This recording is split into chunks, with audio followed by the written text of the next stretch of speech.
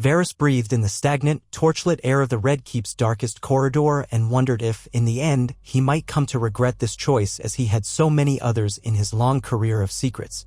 Such thoughts came unbidden whenever he took steps that felt irretrievable.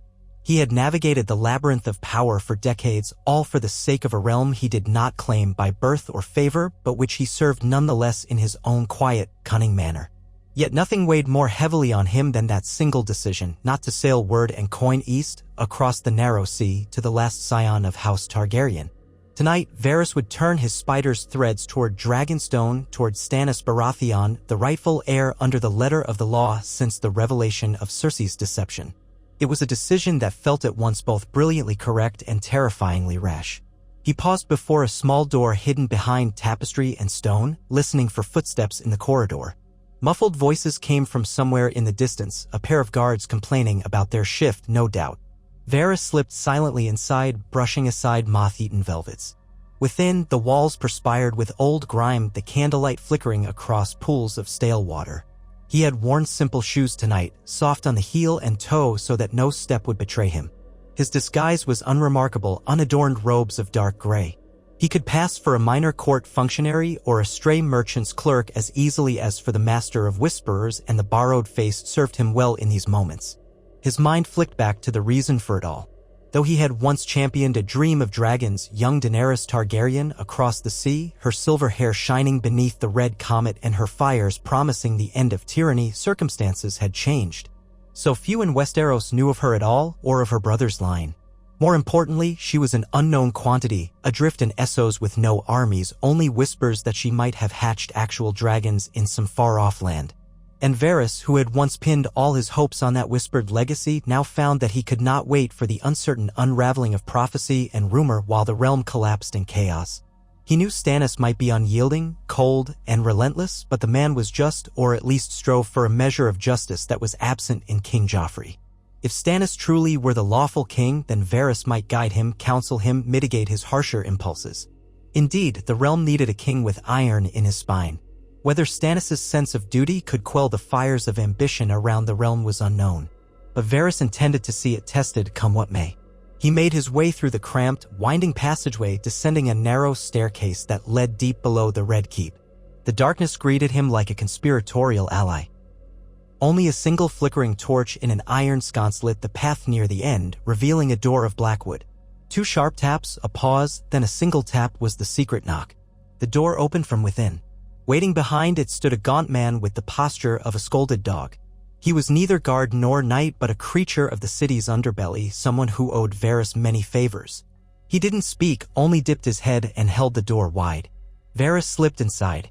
The small chamber beyond held only a rickety table, 2 chairs, and a lantern sputtering on the verge of going out.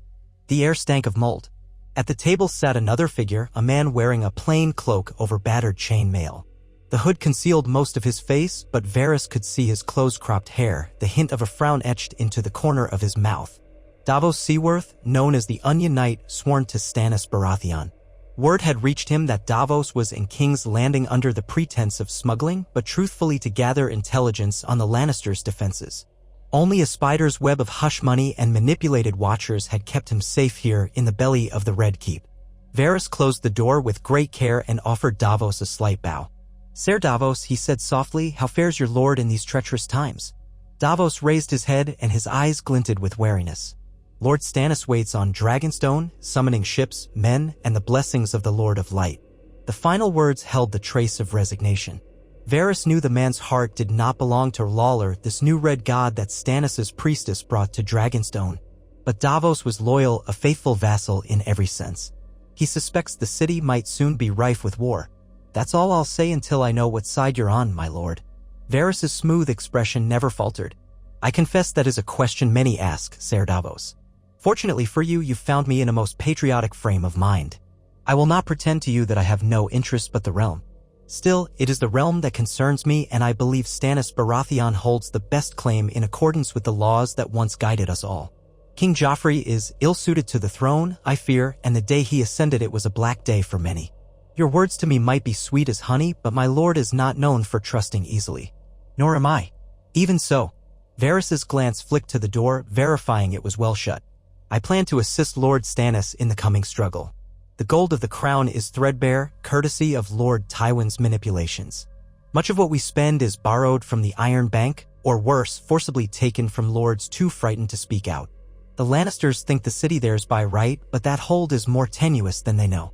Seeds of rebellion are sown among the people, and they are starved, desperate, and resentful. In short, Ser Davos, it is not the city it once was. Davos angled forward, resting the stump of 4 fingers on the splintered table. And what would you have me do with that knowledge? Give me your word that you will carry messages to your lord, that you will treat me as a friend in what is to come. I can arrange certain openings in the walls. I can see that the city's gates suffer a certain negligence at a critical hour. I can feed you the movements of the gold cloaks, those whose loyalty remains in question. Joffrey trusts them not, nor do they trust him. You see the advantage? Davos looked at him long, his breathing slightly shallow with the import of what was being said. You play a dangerous game, Master of Whisperers. I do indeed, as I have my entire life, Varys answered in a near whisper, and this game is more crucial than any that came before. Will you trust me, Davos Seaworth? Davos lowered his gaze to the table. A full 10 seconds passed in thick silence. Then, slowly, he raised his chin and nodded. I'll speak with Lord Stannis, but I can promise nothing more until my king commands. That is all I ask, Varys said. Now let me show you one more courtesy. You came here, no doubt at risk of your very life. I shall provide you with a safe exit back to the harbor, hidden in a wagon that belongs to a loyal friend of mine. If you accept my terms, we will speak again soon, when the time is right. Davos did not answer, only extended his hand, the one missing fingertips. Varys gently shook it. In that quiet gesture was an alliance that might reshape the war for the Iron Throne entirely. In the days and weeks that followed, King's Landing fell into a hush that preceded storms. Joffrey's temper flared at every turn. He summoned men to the throne room to punish them for perceived slights. He snapped at his mother, Queen Regent Cersei.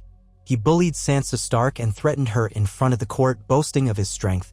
But behind the scenes, even Cersei sensed the city's disquiet. Rumors of rifts in the gold cloaks, shortages of grain, and the ever-lingering question of whether Stannis Baratheon would strike from Dragonstone or Renly Baratheon from the south.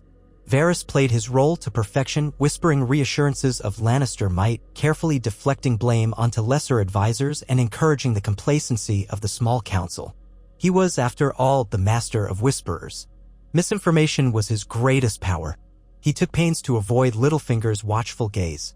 Peter Baelish suspected everyone, for he held ambition in his heart that rivaled Tywin's.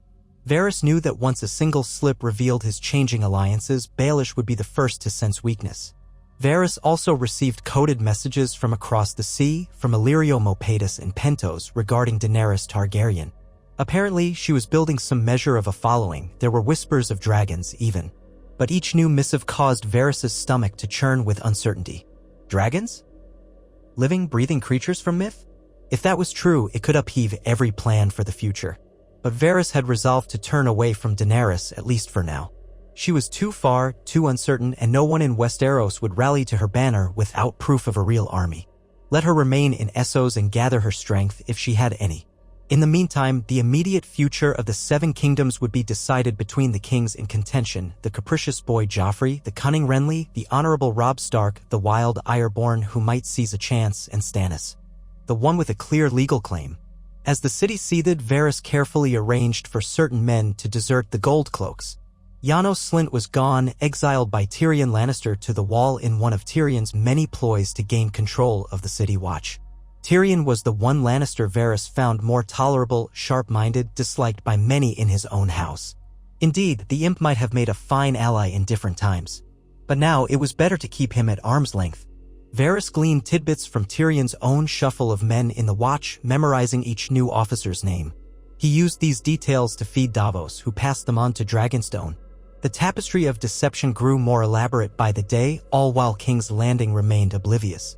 The day came at last when Davos returned, this time in the guise of a poor fisherman unloading crates of salted cod at the Mudgate. Varys arranged for 1 gold cloak under his pay to wave him through without searching the hold. Inside those crates were letters sealed with the stag of House Baratheon, orders, presumably, or an acceptance of some plan. Later that night, in the hidden basement that stank of stagnant water, they met again. Davos had the restless eyes of a man who had traveled dangerous waters. "My lord accepts your terms," Davos said, subdued. He will come by ship as soon as the next moon's turn, perhaps earlier. When he does, you must see the gates open or at least undermanned. Lord Stannis cannot risk a long siege. He has enough men for a direct confrontation if the city's defenses are weakened. If not, the cost could be dreadful. Varys nodded. His heart beat faster than usual, though he never let it show. Consider it done. The Gold Cloak's loyalty is tenuous. With enough coin in the right hands, I can ensure a portion of them simply stand aside at the crucial hour. And I can keep Tyrion Lannister preoccupied with false rumors, something suitably alarming, perhaps a contrived plot from the Tyrells or from Pike. He is fond of outmaneuvering illusions. Davos's eyes narrowed. Do you toy with illusions yourself? I cannot see why you would so willingly betray the Lannisters if you've served them for so long. Varys let his lips bend into a small smile. I have served the realm. That is the distinction. Regardless of who sits the throne, my purpose remains. And now the realm cries out for a king who might actually heal its wounds. Your master is not perfect. I know he can be harsh, unyielding, but at least he might bring stability and hold every lord accountable to the same letter of the law. That is something we have rarely seen in these times. Davos accepted this in silence. Then he inclined his head. Very well. I'll return to Dragonstone immediately. Lord Stannis must prepare. As Varys watched Davos depart, his mind began to race. All the carefully laid threads, all the false leads and misdirections, would soon come to fruition. If this was successful, Stannis would take King's Landing. The city might be spared a lengthy siege, though likely not spared bloodshed altogether. The Lannisters would have to flee or mount a desperate defense. And somewhere in the realm, the other claimants, Renly, Robb, perhaps even Balon Greyjoy, would shift their tactics in response. It was a dangerous gambit, but for the first time, Varys felt the flutters of genuine hope. The realm might see a new day, absent of the cruelty that accompanied Joffrey's every breath. The day broke with an uneasy dawn. The watchers on the walls beheld a sight that made them shout alarms. A small but formidable fleet approaching from the east, black hulls cutting through the waters of Blackwater Bay. Stannis' fleet. The banners of the crowned stag snapped in the breeze. Atop the Red Keep, the bells began to toll, frantic and off-key, summoning defenders to arms. People streamed into the streets, half-dressed and terrified, grabbing children and meager valuables. Panic spread like wildfire. The memories of the sack of King's Landing, from Robert's rebellion, still haunted many minds. Who would protect them now? Cersei gathered the court in the throne room. She was resplendent in a gown of emerald silk, a color that clashed with her mounting fury. Her golden hair was coiled in braids that resembled a crown, fitting for a queen regent who thought herself all but invincible. By her side stood Joffrey, wearing new armor polished to a mirrored shine. He was pale under the helm, but he did not hide his excitement. The thought of battle thrilled him. The hound stood behind him, silent as a wraith. Tyrion, for his part, bustled in late, hair unkempt, adjusting the pin of the hand at his breast. He tried to exude calm, but Varys could see how swiftly his mind was turning behind those mismatched eyes. Outside, the horns and bells had grown to a clamor. Everyone knew time was short. Queen Cersei turned on Tyrion. You told me your spies would warn us if Stannis so much as raised anchor. And yet here he is, inside the bay, and we are unprepared. Tyrion's jaw tightened. My whispers told me Stannis was still gathering men at Dragonstone. But apparently that was wrong, or misinformation was fed to me intentionally. He cast a glance around, looking for betrayers in every corner of the throne room. We must ready the wildfire. The pyromancers had nearly 50 pots prepared, if my last count was correct. A few well-timed blasts in the bay could turn his ships to cinders. Cersei's eyes flashed. Yes, do that. Joffrey will lead the defense atop the walls, and ensure the gates are barred. We will not let him inside. Varys stood quietly to the side, hands folded in his voluminous sleeves. He let the wave of instructions flow around him. If all went to plan, a crucial portion of the Gold Cloaks would abandon their posts when the fighting began, leaving certain gates undermanned. But the wildfire, that was a variable he needed to manage. If Tyrion released it in the bay, There was no telling how many ships might be lost, how many men might burn. Had Stannis prepared for that? Varys expected the knowledge of wildfire might have leaked to him from some sympathetic turncoat. But perhaps not. This was the moment. If the pyromancers did their job too well, the entire plan would be undone in flame and carnage, the city itself in jeopardy.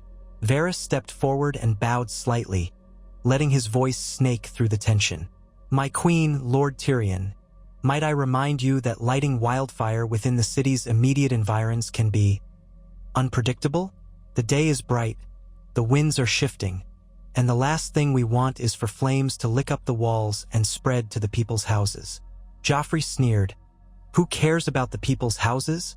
Let them burn." Cersei ignored him, focusing on Varys's words. "We have no choice. If we do not meet Stannis with all our might, he will do worse than burn houses." Tyrion added, "We can do it carefully, perhaps from a safe vantage along the river. If the wind is favorable, the flames won't blow back." He rubbed his forehead, frustration seeping through his tone. The alternative is letting him sail in, land troops on the banks, and storm the walls. Varys bowed again. "Of course, one must do what one must. Might I suggest we give the order soon, or not at all?" A scowl etched itself across Tyrion's face. "Then it's decided," he snapped. "Have the pyromancers set up near the chain boom. We'll lure the ships into the shallows, release the chain, and ignite the wildfire. That should trap a good number of them." Varys dipped his head again, his mind turning. He could not openly oppose the plan. That would expose too much. Yet perhaps he could mitigate it. "At once, my lord." Down in the city, panic thrummed in every alley.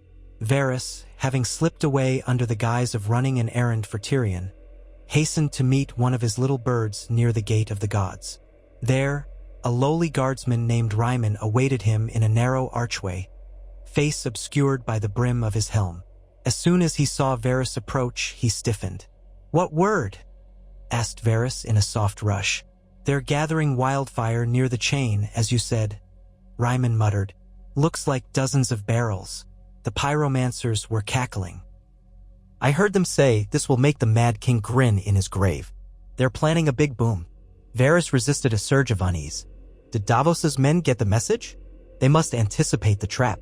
I saw a gull with a black spot on its neck carrying a small scroll, just as you said might happen. Flew out to the ships not an hour past. Don't know if it arrived safely, but I did my part." "Good," Varys said. "Now remember, the moment you hear the horns for the chain to be raised, you and the other men under my pay must slip away from your post at the North Tower. The best place to make your absence felt is the King's Gate on the eastern side. Leave it open or sabotage the mechanism." Ryman swallowed. "I am, Lord. We'll do it, but if we fail..." Varys touched the man's shoulder. "You will not fail if you follow the plan, and you shall be rewarded well. Gold dragons enough to flee the city if needed or start anew under King Stannis' reign." Ryman nodded, though fear haunted his eyes. "As you say." He departed swiftly, leaving Varys alone in the archway. He lingered a moment, pressing himself against the clammy stone. This was it then. The battle would decide not only King's Landing but the fate of thousands. And if the rumors of dragons across the sea were true, then the fate of the entire realm might hinge on the next hours or days. Perhaps if Daenerys Targaryen truly lived with living dragons at her side, she would come eventually. But for now, the only king that mattered was Stannis, poised to strike. Varys waited for the horns to blow, for the sky to erupt in flame. When Stannis' ships came into range, Tyrion's plan was set into motion. Soldiers along the bank raised the great chain across the bay's narrowest point. A portion of Stannis' fleet was already sailing past, eager to anchor near the city's wharves. As the chain emerged from the water, the trailing vessels realized too late they were caught in a trap. Then, with a roar of command, the pyromancers catapulted clay pots of wildfire into the midst of the black-hulled ships. A green blaze erupted, a flash of impasse. Ibble brilliance, and the bay seemed to boil with green ghosts. Sailors screamed. Hulls were torn apart by the concussive force. The stench of burning flesh and charred would choke the air. The water itself caught flame, shining an eerie emerald. The watchers on the walls, both Lannister men and small folk who had climbed to rooftops, stood transfixed in horror at the spectacle. Even Cersei, perched on a balcony of the Red Keep, watched with parted lips. But Stannis, cunning as he was, had sent fewer ships than expected into that channel. Many of those doomed vessels had been lightly manned, decoys to draw out the defenders' scheme. While the chain pinned them in place, the main body of Stannis' fleet swung around, aiming for the Mud Gate and the deserted King's Gate. Within minutes, the city's defenders realized they were under assault from the flank. A smaller group of Stannis' knights, led by Ser Davos himself, landed at the quays near the Blackwater Rush. Using grapnels and rowboats, they made their way ashore under a rain of arrows. Davos's men poured out, formed ranks, and advanced on the gates. Varys watched from a hidden vantage near the King's Gate. At first, the defenders seemed determined to hold. Then the gate wavered open as planned, some mechanism undone by those loyal to Varys's coin. The gold cloaks there either fled or stood aside, feigning terror. Davos's men surged into the street beyond, filling King's Landing with the pounding of boots and the clamor of steel. Tyrion, up on the walls, realized too late that the gate was compromised. He ordered archers to fire down at the intruders, but confusion reigned. Some of the gold cloaks refused to fight, others shot wide, and in the chaos, Stannis' forces established a firm foothold. The city was about to fall into battle in its own streets. By the time Joffrey's personal guard arrived, they found themselves under siege from multiple directions. Terrified, the Boy King shrieked at them to hold every inch of ground, lashing out at any soldier who dared falter. But fear was a contagious malady, and discipline among the city watch shattered. Meanwhile, King Stannis himself stood aboard a galley just offshore, deck bristling with knights in gleaming surcoats, and the Red Woman, Melisandre, in her scarlet robes. The presence of her flaming heart banner gave the scene a sinister cast. Despite the rising flames in the bay, Stannis' jaws were set in grim determination. As soon as Davos's men signaled that the gate was theirs, Stannis came ashore. His presence electrified his soldiers who chanted his name. The crowned stag of House Baratheon was raised high, a direct challenge to the golden lion of House Lannister. Varys hovered like a shadow near the battle, never allowing himself to be pinned in one place. He slipped between alleys, took note of the gold cloaks who laid down their arms, and whispered instructions for them to yield to Stannis. Some did so with relief, others with sullen resentment. The fighting was bloody in pockets. Men loyal to the Lannisters or sworn to the Queen found themselves overwhelmed by the sudden infiltration. Tyrion tried to rally a defense with some success at first. He led a sally from the Mud Gate, cutting down some of Stannis' knights. But more poured in from the bay. Soon, the entire southwestern district of the city was under Stannis' control. Tyrion, wounded by an arrow that skimmed his shoulder, was forced to retreat, furious and cursing, to the Red Keep. Within the castle's walls, Cersei paced like a caged lioness. Sansa Stark had been locked away in her chambers. The Queen muttered something about taking poison or holding the Red Keep's last defenders to the final breath. Joffrey, half hysterical, demanded the heads of every traitor. Each hour brought new tidings of defeat. By sundown, the city was half in flames. Wildfire still raged on the waters of the bay, but the interior blazes came from looters and from desperate smallfolk. Bodies lay scattered in the streets, the gutters running red.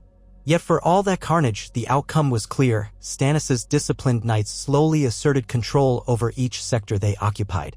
Some peasants even welcomed them as they despised the Lannisters and the Boy King's cruelty. Others simply cowered in cellars. Come midnight, the clang of swords against the Red Keep's portcullis could be heard echoing throughout the deserted corridors. Cersei, having drunk far too much wine, at last gave Joffrey the order to flee deeper into the castle, perhaps to the tunnels. But they found themselves confronted by gold cloaks who had switched their allegiance to the rightful Baratheon. Trapped, the royal family retreated to Maegor's Holdfast, those final thick walls around the innermost part of the keep. That was where Varys found them, or at least found the aftermath of their final stand. He arrived with a small cadre of men who wore the crowned stag on their arms, men who recognized him as someone in Stannis' confidence. Within the Holdfast's courtyard, they discovered the bodies of half a dozen Lannister guards. Blood soaked the stones. In the corridor beyond, more bodies lay strewn. A single figure stood among them, tall and gaunt in black armor, wearing a helm shaped like a skull. The Hound was nowhere to be seen, presumably fled or lost in the chaos. The tall figure removed his helm to reveal Ser Trant. As soon as he saw the men with the stag sigils, he threw down his sword, terrified. "Where's the Queen?" demanded one of Stannis' knights. Ser swallowed hard. "She's inside with the king, holding them at bay." He seemed more terrified of Joffrey's wrath than of Stannis' men, but that fear was overshadowed by the situation at hand. Varys stepped forward. He glided through the threshold, ignoring Meryn's pitiful whimper. Inside the holdfast was a scene of tense confusion. Joffrey stood with his mother and 2 members of the King's Guard, Lancel Lannister and Boros Blunt, near the doors. A small retinue of Lannister loyalists surrounded them. They had barricaded the hallway with furniture, but from the other direction, more stag-clad knights were pushing forward. The flickering torchlight made twisted shadows dance across the tapestries. Joffrey looked close to tears, though he held a short sword in hand. Cersei stood in front of him, eyes blazing with cold fury. In the next instant, one of the Baratheon knights, Ser Roland Storm, stepped forward, sword at the ready. "Yield," he commanded. "In the name of King Stannis, yield now or suffer the consequences. The castle is ours. The city is ours." Cersei laughed, high and bitter. "Yours? For how long, I wonder? Do you think my father won't tear it back from you? Do you think the gold of Casterly Rock won't fund 1,000 swords to slaughter every last one of you traitors?" Joffrey shrieked, "I am the king. I will not yield." Cut them down. But not a single guard advanced. One by one, the Lannister loyalists recognized that they stood in a hopeless position. Some cast down their arms. Lancel, wounded and pale, lowered his sword, trembling with fatigue. Only Boros Blunt remained with sword raised, sweat pouring from his brow. Joffrey screamed at them all for their cowardice, but not a man budged. Then from behind the line of Baratheon knights, footsteps resounded, a measured tread. And there stood Stannis himself, clad in plain plate scratched and stained by the day's fighting, the crowned stag emblazoned on his surcoat. His eyes were cold as the narrow sea, but victory lent them a dangerous gleam. At his side was Melisandre, her red robes trailing on the floor, a faint smile on her lips. The air felt charged in her presence. Stannis halted a sword's length away from Cersei. He spoke in a low, gravelly voice that carried the weight of finality. "Cersei of House Lannister, I name you and your bastard son as usurpers and traitors to the crown. Yield, and your lives shall be spared in the name of justice." Cersei's nostrils flared. "Justice? You speak of justice, while you burn my men alive with alchemist's fire." She clutched Joffrey's shoulder, her knuckles white. Stannis' lips twitched in anger. "The fire was a Lannister ploy, though I used it to my advantage. King's Landing belongs to the rightful king of Westeros.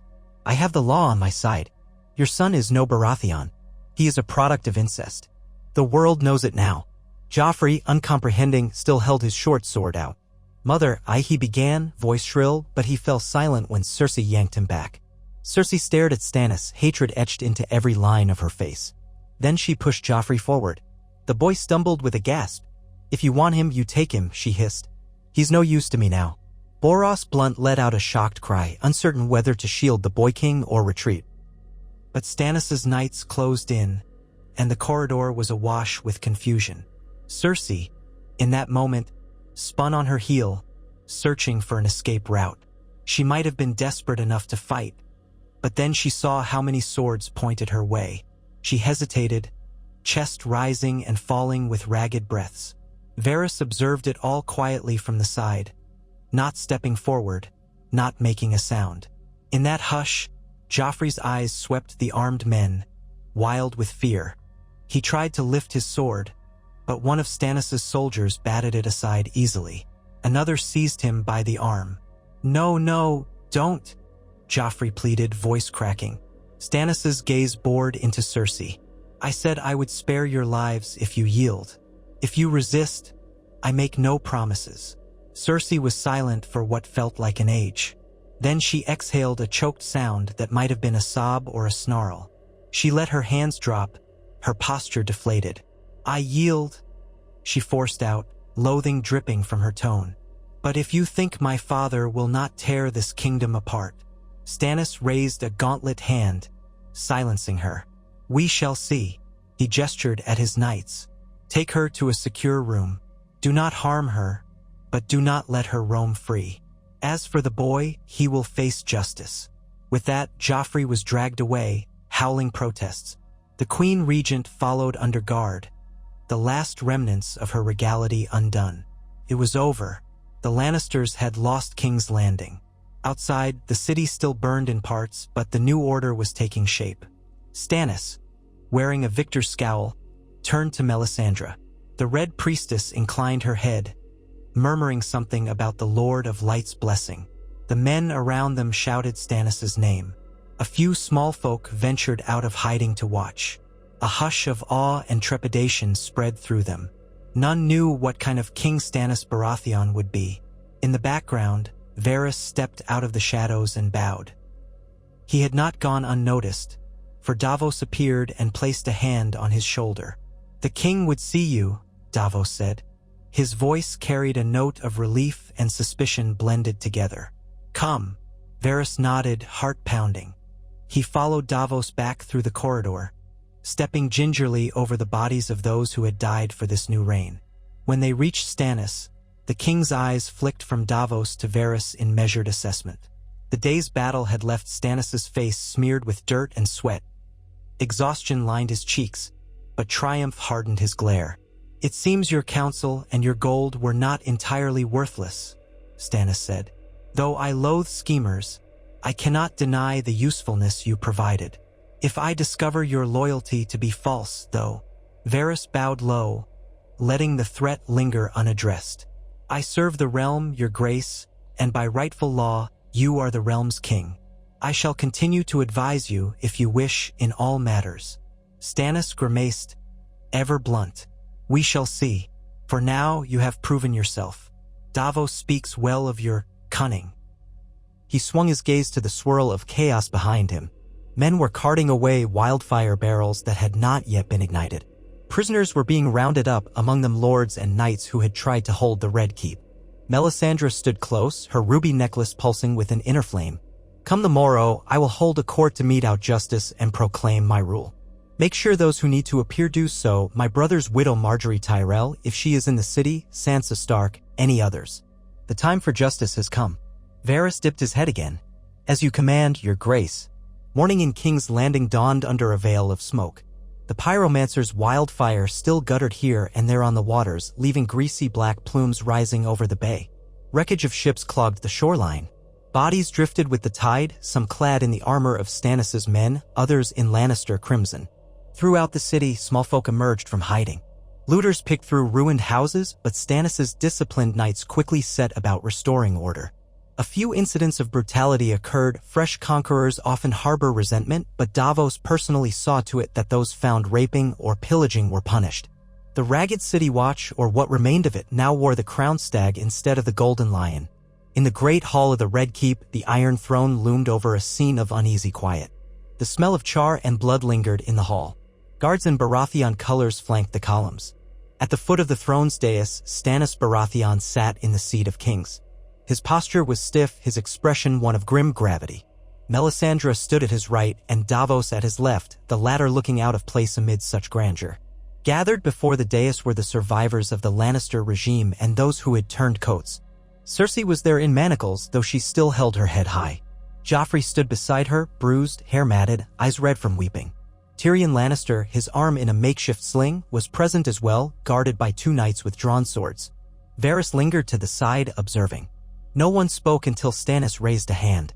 "I claim this throne by rights as the eldest living brother of King Robert Baratheon," he began, voice echoing in the vaulted hall. "My cause is just. My line is true. Any who dispute this speak now or be named traitor." Silence answered him, though many faces held resentment and fear. Tyrion cleared his throat but seemed to think better of it. Cersei glared at him, her mouth set in a sneer. Stannis turned his attention to the Lannisters. "Cersei of House Lannister, you stand accused of treason, incest, and regicide. Your children by your brother have no claim to the throne as they are not King Robert's issue. Do you deny it?" She pursed her lips, refusing to speak. Then Joffrey broke the silence, his voice trembling. "It's a lie. I am the king." Stannis's lips twitched in faint disgust. "Guards, hold the boy's tongue if he cannot speak sense." A knight clamped a gloved hand over Joffrey's mouth, stifling his words. It is well known now that Eddard Stark uncovered the truth. Robert was deceived, his heirs a sham. "For this, Lady Cersei, I could have your head." "And mine," Tyrion interjected, ignoring the hush that fell. "I suppose we are all traitors to you, Stannis. But if you cut off every head in the city that ever served House Lannister, you'll have no one left to rule. And you can't fill the city with fishwives from Dragonstone." A ripple of tension went through the knights. Davos placed a restraining hand on one man's arm who had taken a step forward. Stannis regarded Tyrion impassively. "You served as the hand under the false king, yet you opposed your sister at times. Tell me why I should let you live." Tyrion gave a gallows grin. "Because I know the city and its intrigues. Because I can be of use to you as I was to Joffrey." Or perhaps you fancy yourself above needing cunning. My father learned the hard way that cunning can win wars as surely as steel. Stannis' eyes flicked to Varys as though measuring how much cunning he already possessed at court. Then he said, perhaps, I will decide your fate in time. For now, you shall remain a prisoner until I see evidence that you can be loyal. Tyrion inclined his head grudgingly, relieved at the stay of execution. Cersei, though, fixed Stannis with a stare of pure malevolence. You will regret this day. My father's armies. Your father's armies are far from the city, Stannis cut her off. If he marches on us, we shall see whose might prevails. For now, let us end this charade. He nodded to a knight. Take Joffrey away. Confine him under guard, but do him no harm. He turned back to Cersei. As for you, you shall be confined as well until we hold a proper trial for your crimes. That is justice. Cersei's face twisted in silent fury. Yet she did not resist as they led her away, Joffrey's muffled shouts echoing behind them. The court parted to let them pass. A hush lingered when they were gone. The men and women of King's Landing who stood in attendance seemed anxious, uncertain whether they should rejoice or cower in dread of this new king. Stannis rose from the Iron Throne, scanning the hall with a slow, measured gaze. I know you fear me, he said, voice heavy. You do not know me as you knew my brother. But I promise justice. Those who kneel to me in good faith, who had no part in the Lannister crimes, shall keep their lands and titles. Those who have betrayed the rightful crown will face a reckoning. He lifted his hand. Davos stepped forward with an unrolled parchment, reading out the names of various lords and ladies still present in the city. They were invited or compelled to bend the knee and swear fealty. One by one, they did so, some more eagerly than others. Stannis' expression remained stony throughout. Finally, the list ended. Stannis gestured for Davos to close the parchment. Let it be known throughout Westeros that King's Landing has fallen to the rightful king. Word will be sent to the lords in every corner of the realm. If they come to me willingly, they shall find me fair. If they oppose me, they will find me an iron gauntlet. A ragged cheer arose from a handful of knights. The small folk in attendance watched with anxious eyes. The new order had begun.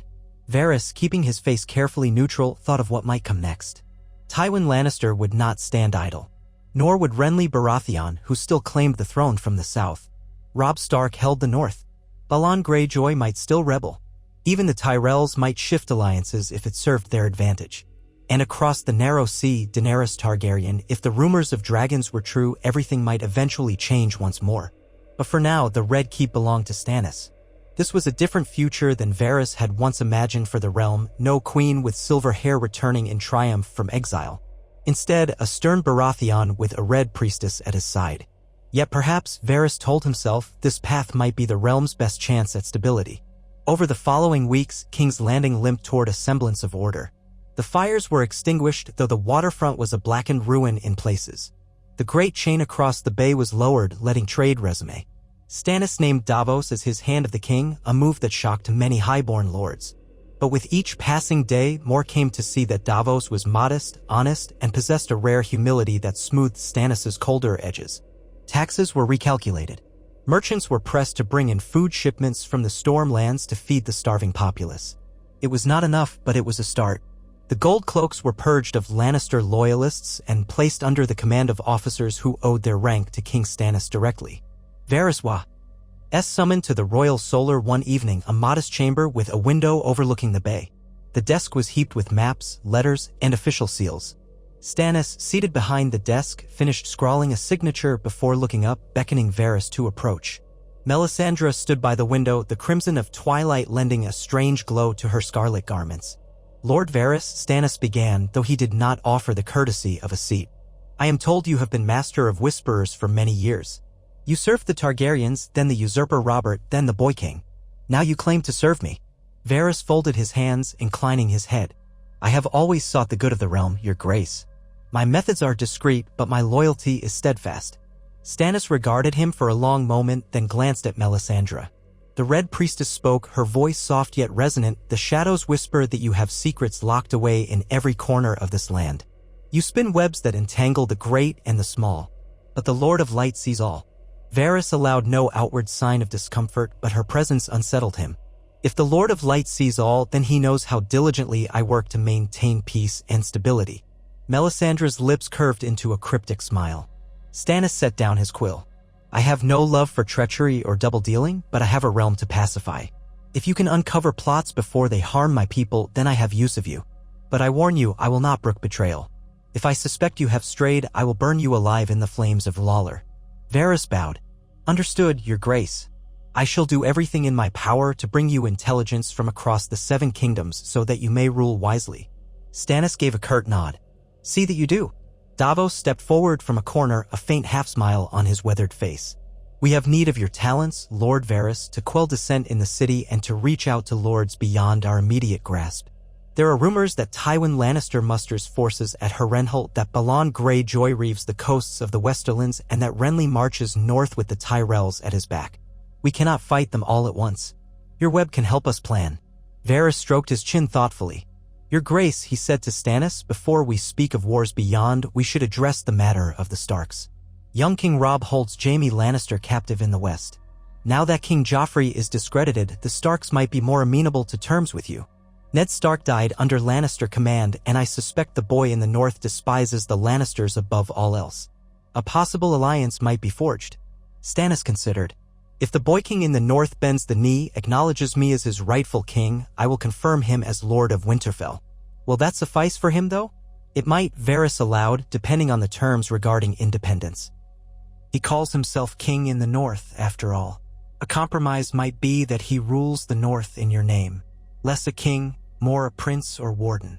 If he sees advantage in allying against the Lannisters, he may accept. Offer to help free his sisters, though Sansa is here in King's Landing. You might treat her gently as a sign of good faith." Stannis grunted. "We shall see. It might be simpler to force him to heal, but war in the north is not my preference. Davos, pen a letter. We shall propose terms to Robb Stark for a truce. Let us see how he responds." "As you command," Davos said. Then he turned to Varys. "Be sure this letter finds its way safely to the Stark camp. No Lannister intercepts." Varys dipped his head. "I shall do my utmost." Stannis glanced at Melisandre, who nodded as if in silent agreement. "Very well," Stannis said, standing. "This audience is done." Varys withdrew, his thoughts in a whirl. So many new alliances to consider, so many potential rifts. The tapestry of power was being rewoven. In this version of the realm, Stannis stood as king, but that was only the beginning. The Tyrells backed Renly. Tywin would never concede so easily. The Greyjoys smelled opportunity for secession. The Martells watched from the south, remembering old grievances. And in the east, well, Varys had not forgotten Daenerys Targaryen. If the whispers of living dragons were more than fancy, a day would come when she might land on Westeros' shores, demanding her birthright. What would Stannis do then? Varys could not say, but all he could do, for the moment, was shape events so that the realm did not collapse into utter ruin. And if that meant helping Stannis cling to the Iron Throne, so be it. In the weeks that followed, a strange mixture of hope and fear settled over King's Landing. The small folk saw fresh bread in the markets, courtesy of shipments from the Stormlands. Stannis' men tried to stamp out corruption among the gold cloaks. Yet the occasional red-robed priest or priestess of Lawler began to appear on street corners, preaching about the coming of light and the burning of shadows. Some found that reassuring, a promise that the new king was chosen by a god. Others found it ominous, reminiscent of old stories about foreign religions that demanded sacrifice by fire. Tensions ran high. Nonetheless, for the first time in living memory, the city went about its business without the constant terror of Joffrey's cruelty.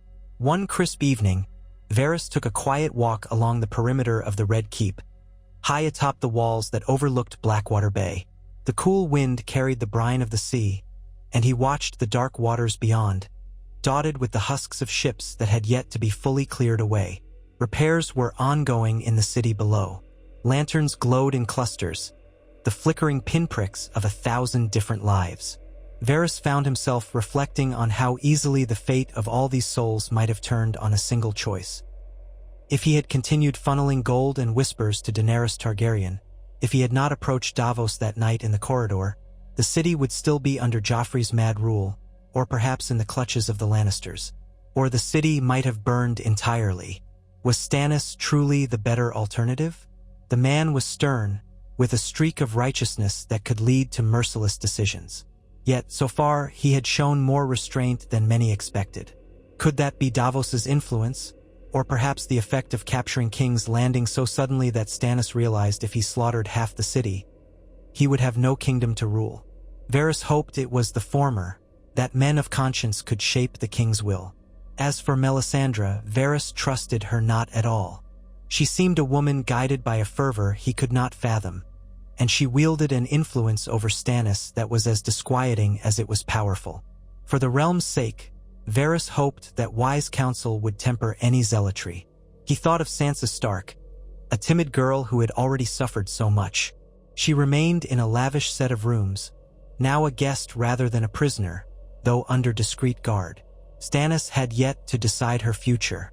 Varys resolved to see that she was treated kindly, if only as a bargaining chip with the northern lords. Then there was Tyrion, a prisoner in a tower cell. The imp was cunning and might be a good ally, but Stannis did not trust him. Varys quietly arranged for Tyrion to have passable meals and a chance to write letters. Who knew, perhaps one day the Lannister black sheep would prove valuable to the realm again. Soft footsteps sounded behind him. Varys turned to see Davos approaching, wearing a plain doublet and cloak. The former smuggler had the posture of a man carrying many new burdens. "A fine evening," Davos said, glancing at the lights below. "Feels almost like peace, if not for the knowledge of all the battles yet to come." Varys nodded, offering a small smile. "The city is healing. That is something." Davos placed his hands on the wall's edge, gazing out at the bay. "I never thought I'd stand here, the hand of the king. Seems a poor jest, but Lord Stannis trusts me to be honest with him, to remind him of what's right. I hope I can do that. If anyone can, you might." Varys replied, genuine. "He needs a voice of conscience. The Red Woman has other designs, I fear." Davos's features tightened. Melisandre. She sees victory in flames. I worry about what else she sees. I pray King Stannis does not adopt all her suggestions. But enough of that. I want to thank you for what you did, helping us take the city with far less bloodshed than it might have cost. The gold cloaks folded. The gates opened. Without your cunning, it would have been a slaughter. Varys inclined his head gracefully. I am pleased it was less of a slaughter than it could have been, though even one death is too many in my eyes. Davos sighed. War spares none. Still, if we have any chance to bring the realm to peace, perhaps it's worth it. He squared his shoulders. We'll soon face other threats. My king means to press our advantage while Tywin is disarrayed. We'll chase the Lannisters from the Crownlands, perhaps push them back to the Westerlands. Renly is advancing from Highgarden. If we can come to terms with him, Stannis' own brother, then we'll outnumber Tywin heavily. Varys said nothing of the enmity that festered between Stannis and Renly. Instead, he carefully ventured, and what if Renly does not yield? He too claims the throne. His lords might stand behind him. A pained look crossed Davos's face. Then it's brother against brother. But the king says Renly's claim is an affront. If Melisandre has her way, she might push Stannis to do something drastic. I only hope we can persuade Renly to bow. The realm has enough kings as it is. Varys nodded slowly. Perhaps a letter or an envoy, or even a diplomatic marriage might dissuade him from continuing this folly. The Tyrell alliance is powerful, though Stannis will need to tread carefully. Davos ran a hand over the stubble of his jaw. True, I'll propose a meeting.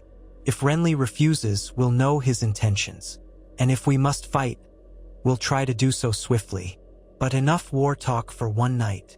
He forced a wan smile. These are the decisions that haunt me, not ones I ever thought I'd make. They stood in silence for a moment, listening to the wind. From somewhere in the city below came the faint sound of a drunken song, proof that even in times of turmoil, life went on. Davos turned and walked away, leaving Varys to gaze at the bay.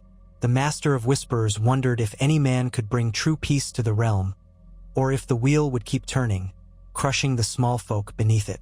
Still, he had done what he believed best, anointing Stannis as the realm's new hope, or at least its new possibility. Whether that choice would prove wise in the end, only the shifting currents of time would reveal. The next moon's turn brought word of a new threat. Tywin Lannister had indeed gathered forces at Harrenhal, forging alliances with some river lords eager to drive out any interlopers. A raven arrived bearing rumors that Tywin had formed a pact with Roose Bolton, the northern lord known for his flayed man sigil.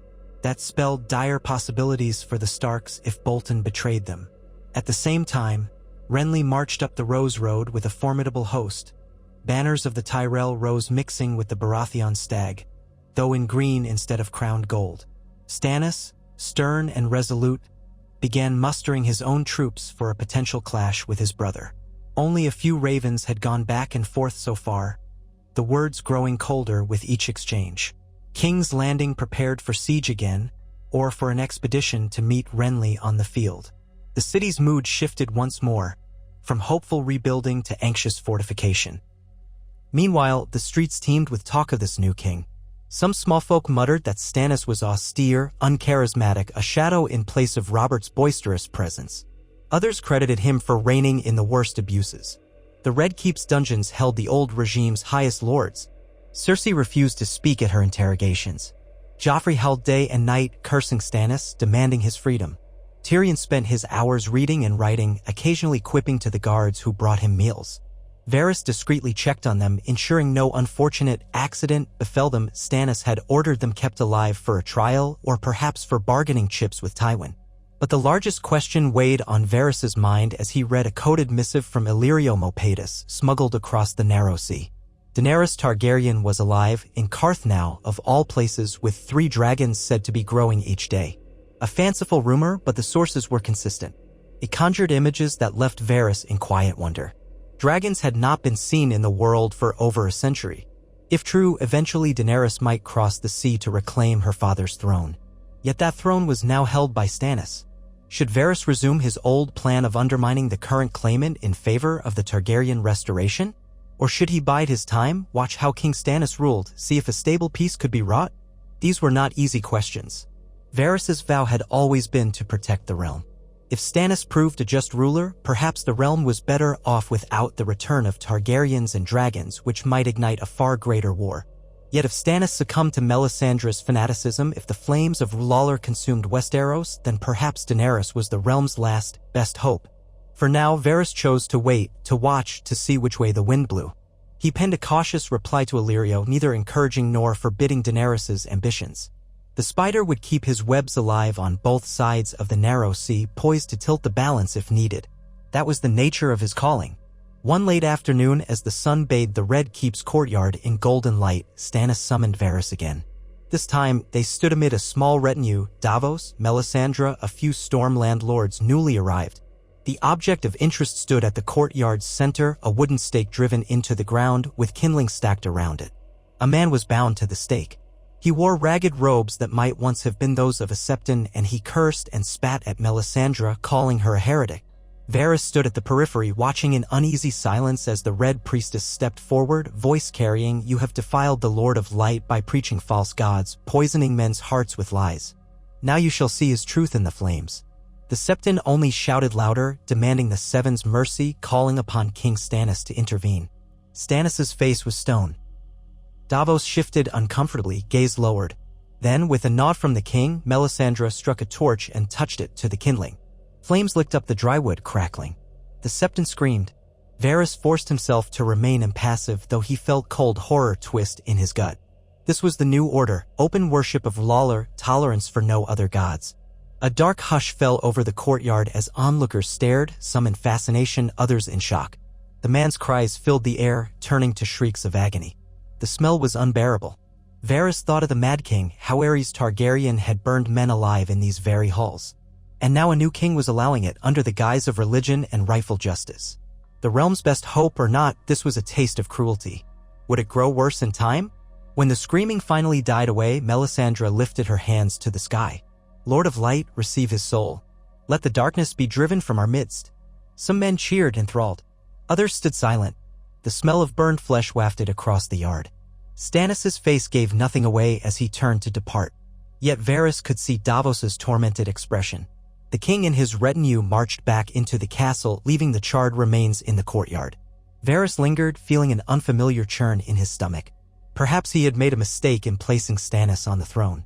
Or perhaps this was but a small cruelty compared to what might have happened under Joffrey, who had threatened to do much the same. Indeed, Joffrey's reign had been one of flippant, impulsive violence. Stannis's cruelty was measured, methodical, and couched in a stern worldview. Which was truly worse?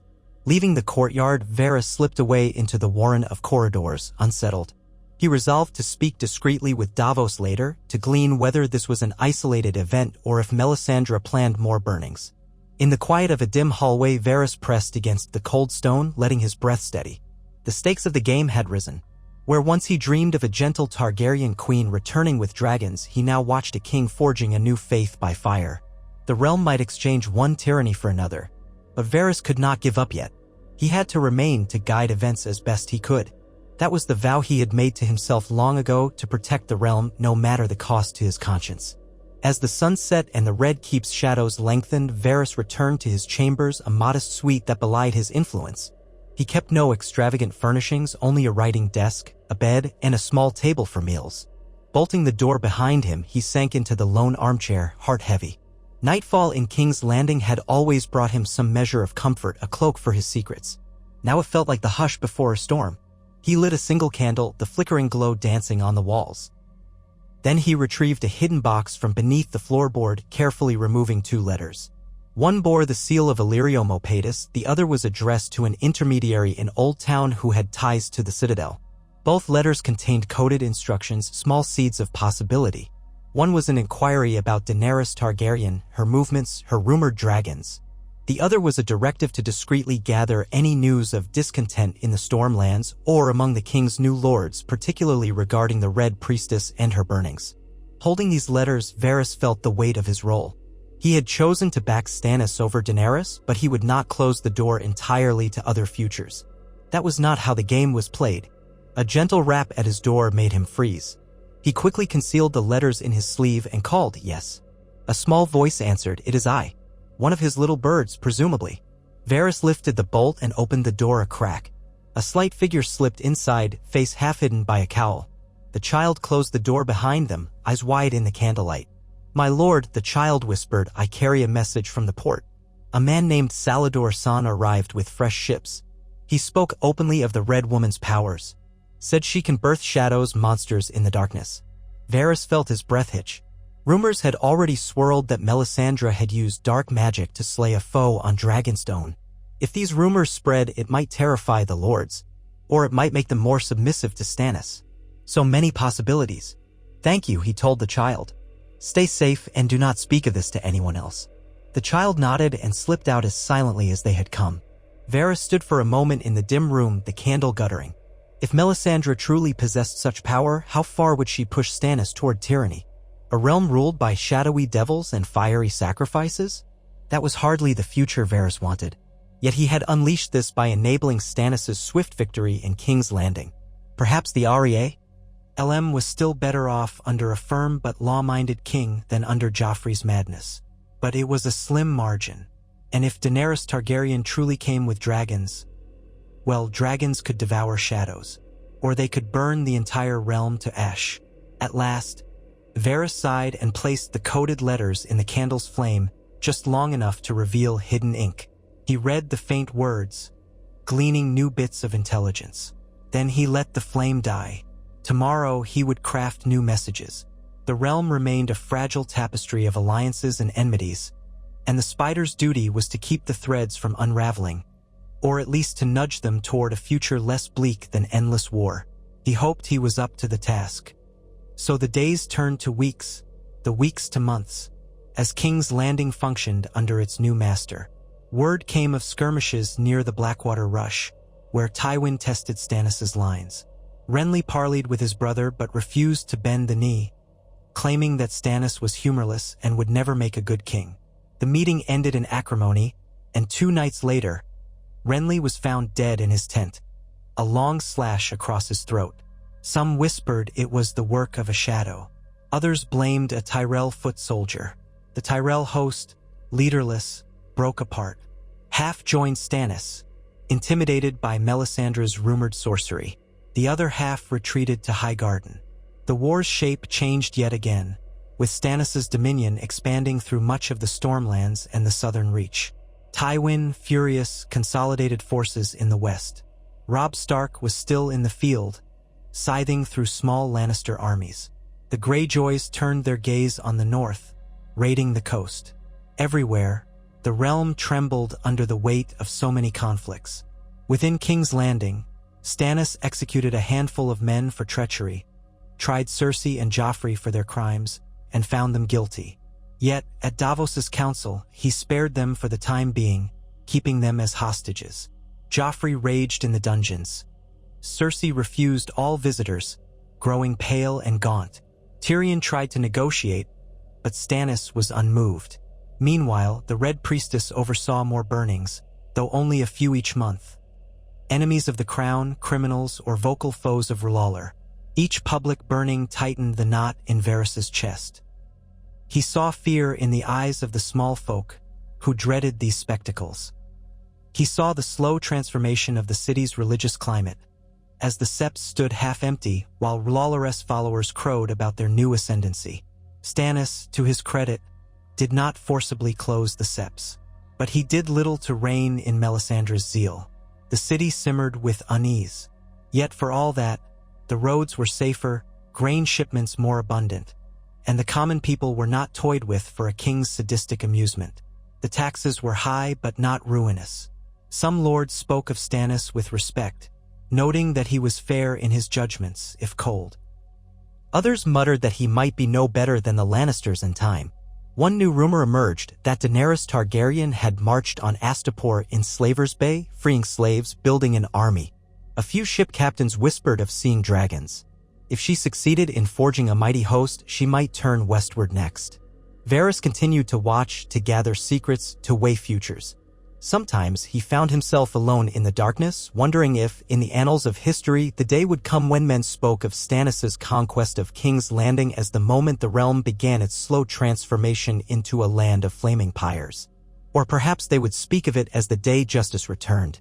In truth, only the gods, whether the Seven, the drowned god, the old gods, or the Lord of Light, could say. And perhaps even they did not know. What Varys knew was that he was alive, well-positioned, and still the keeper of whispers. He would do what he must for the realm. If that meant quietly undermining certain aspects of Stannis' rule, so be it. If it meant forging alliances with old foes, he would. One day, perhaps, if Daenerys Targaryen truly arrived with dragons at her side, he might reevaluate everything. But for now, the realm had found a measure of stability, albeit one overshadowed by the fires of R'hllor and the threats of war on all sides. High atop the Red Keep's ramparts, Varys stood alone one night, gazing upon the moonlit city. Torchlight flickered in the streets below. The sea glimmered beyond, calm under the sky. Somewhere behind him, a Red Priestess might be performing a rite. Somewhere in the dungeons, a captive boy king might be cursing the day he was born.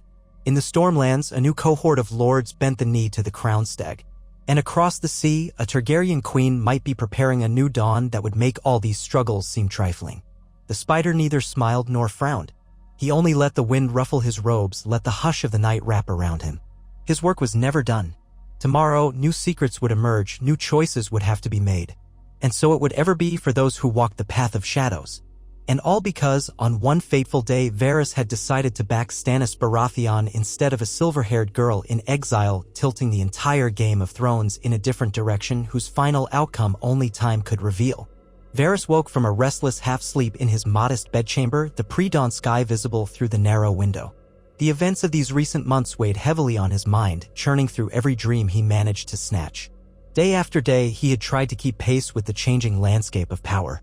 Stannis Baratheon reigned in King's Landing, albeit in a precarious position. Tywin Lannister still gathered an army in the west, cold with vengeance. The north was in turmoil, half-sundered by Robb Stark's campaigns and the betrayals of lesser lords. And the Iron Islands reaved along the western coasts. A swirl of chaos that made the last years of King Robert's reign look almost restful. He sat up, letting the thin covers slip away, and swung his feet onto the chilly floorboards.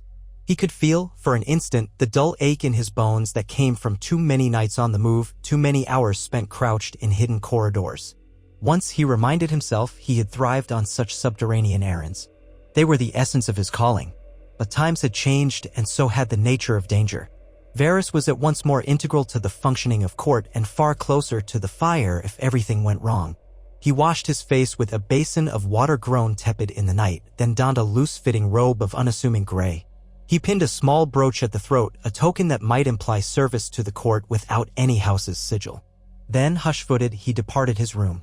The Red Keep's corridors were mostly empty at this hour, patrolled only by a few bleary-eyed guards wearing the crowned stag on their tabards. Varys nodded silently as he passed them. Some recognized him as the master of whisperers, others simply recognized that they should not impede him. He was making his way toward the lesser hall near Maegor's Holdfast when a soft voice startled him from behind. "My lord, a word?" He turned to see one of his little birds, a girl no more than 12, face smudged with soot from the kitchen ovens. She bowed her head timidly, offering a small folded parchment. Varys accepted it, slipping it into his sleeve. "Thank you," he said. "Go get something warm to eat. The day will be long."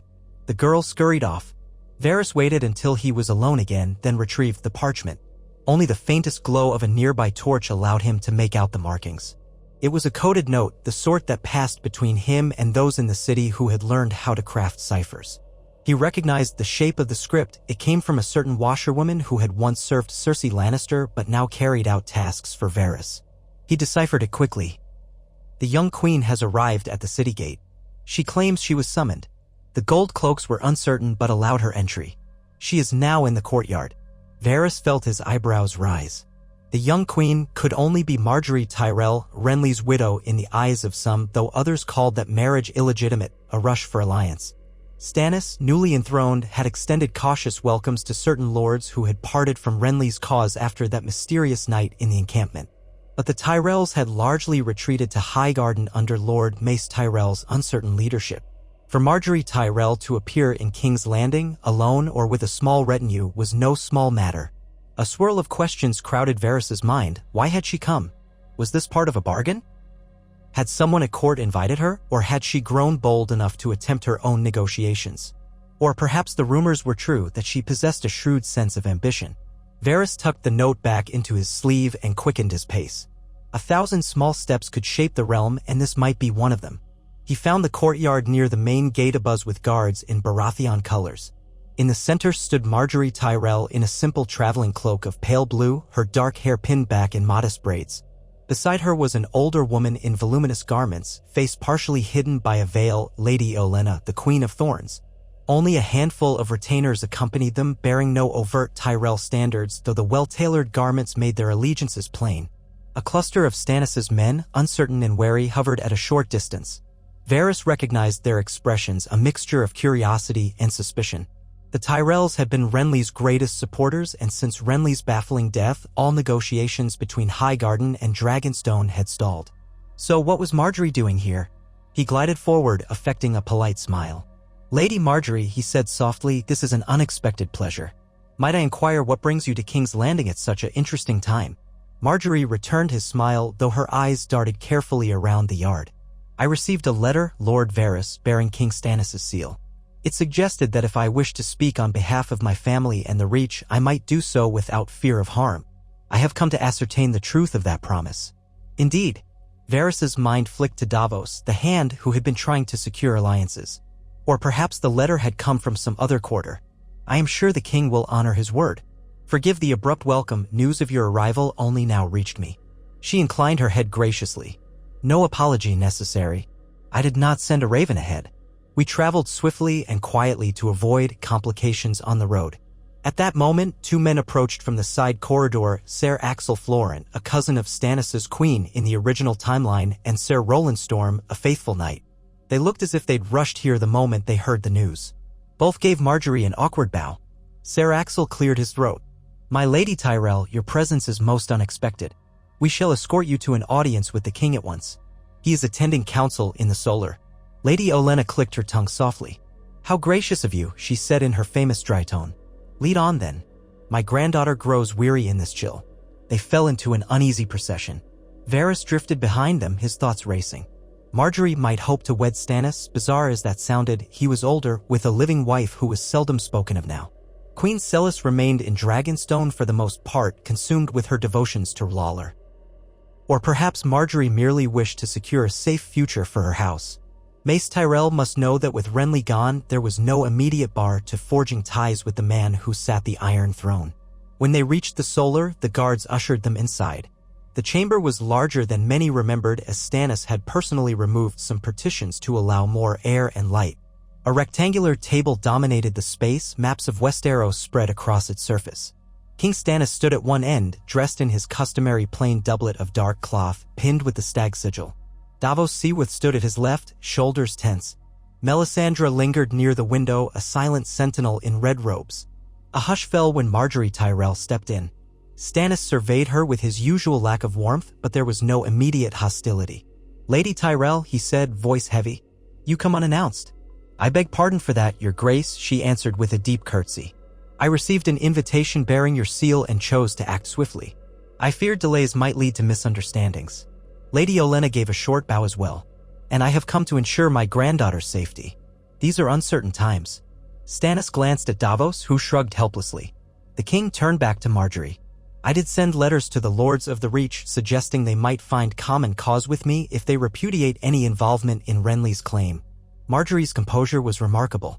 "We have severed ties with those who cling to my late husband's cause," she said softly, "though I remain in mourning for him. House Tyrell bears no ill will toward you, King Stannis, nor do we wish to continue a war that might harm the Reach. My father, Lord Mace, hopes a peaceful arrangement can be found." "And how does he propose to secure peace?" Stannis asked, voice still blunt. At this, Margaery straightened, glancing at Melisandre near the window before returning her gaze to the king. "He is prepared to offer shipments of grain, fruit, and other supplies to King's Landing to help feed the city, especially as winter draws nearer. In return, we would hope for certain acknowledgments, recognition of my father's titles, assurance that the Reach will remain largely autonomous in its governance, and an understanding that no harm will come to our faith or our lords if they pledge fealty to you." Melisandre's red eyes flickered. "The true faith of the Lord of Light grows strong here," she said. "Would you stand in its way, you who keep to the Seven?" Margaery's face did not falter. "We do not stand in the way of any man's worship, but we ask the same courtesy in return. The people of the Reach have honored the Seven for centuries. We would not see them burned." Davos, at Stannis' side, studied his king's expression anxiously. They had faced similar tensions with other lords who balked at the burnings. In truth, Melisandre had grown bolder, presiding over fiery rites in the city squares. But Stannis, for all his reliance on her counsel, had not forced all men to renounce the Seven. Only some unfortunate zealots had been singled out, such as that Septon who openly cursed Lawler as devil worship. Stannis looked at the table as if searching for a direct, lawful path in a matter that was anything but straightforward. "The law is the law," he finally said, "and King's Landing is in dire need of food. If your father does as you say, it will go a long way towards stabilizing the realm. But in return, I require more than promises. The Tyrells once sided with a pretender. I must ensure your loyalty." Margaery inclined her head. "What do you suggest, Your Grace?" A pause. Then Stannis' eyes flicked to Melisandre. The Red Priestess said nothing, only watched. Davos cleared his throat. "Perhaps a ward arrangement," he offered carefully. "One of your younger brothers might be fostered here, or you yourself might remain in the city, Lady Margaery, as a guest of the crown until your father's shipments arrive." Lady Olenna made a thin smile. "If my granddaughter remains, I shall remain. She is not to be a hostage in all but name, I trust." Stannis' voice hardened slightly. "Call it what you will, Lady Olenna. In these times, trust is earned. I have no desire to hold you in chains, but I must ensure House Tyrell does not ally with my enemies." Margaery traded a look with her grandmother, then both women inclined their heads. "If that is your decree, Your Grace, then so be it," Margaery said, "so long as we are treated with respect and not subjected to humiliations. My father will send wagons of food in good faith, and if you honor your end, the shipments shall continue." Stannis exhaled slowly, glancing at Davos. "Very well," the king agreed. "You may remain in the Red Keep under watch, but in comfort. I will send word to Lord Mace in Highgarden. If we receive what we need and no sign of treachery, we shall form a lasting accord." A faint tension went out of Margaery's shoulders. "Thank you, Your Grace." The meeting continued in detail, mapping out how letters would be exchanged, how shipments might be unloaded at the Rose Road or at the city's harbor, and how Tyrell men might remain outside the city walls unless specifically invited. Through it all, Varys stood quietly by, making mental note of every nuance: Melisandre's watchful gaze, Davos's relief at an alliance that might spare further war, Olenna's subtle barbs, Stannis' stoic acceptance of the basic terms. It seemed that Stannis, pressed by threats on multiple fronts, had little choice but to accept. Tywin Lannister continued to menace from Harrenhal with the rumor of an enormous host, and the city could not endure another winter famine. Stannis' discipline only went so far if he could not feed his people. When the meeting ended, Margaery and Olenna were led away to chambers prepared for them. Davos took his leave. Melisandre lingered a moment, eyes on Stannis. "Do you trust them?" she asked, soft but firm. Stannis looked at the maps again. "No," he said, "but in war we do what is necessary." Varys withdrew from the solar, not wishing to overhear more than was prudent.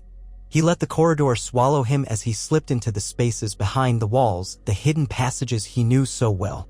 Another thread in the tapestry had just been woven: the Tyrells, half allies, half hostages.